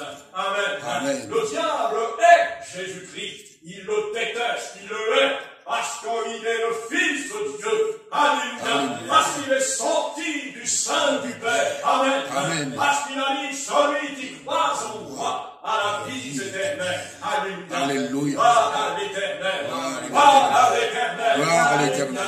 Gloire à toi, mon Dieu. Donne-nous une âme sincère. Donne-nous un esprit honnête. Débarrasse-nous du péché. Débarrasse-nous de tout esprit d'impureté. Purifie nos pensées. Et que là, dans la prière, dans la consécration, dans la louange éternelle, nous soyons remplis de ta présence et de ta personnalité. Alléluia. Alléluia. Ah, c'est ça que le monde a besoin de voir. C'est le Christ, et non pas le moi de l'homme, mais le Christ ressuscité. Alléluia. Alléluia. Amen. Amen. Amen. Amen. Voilà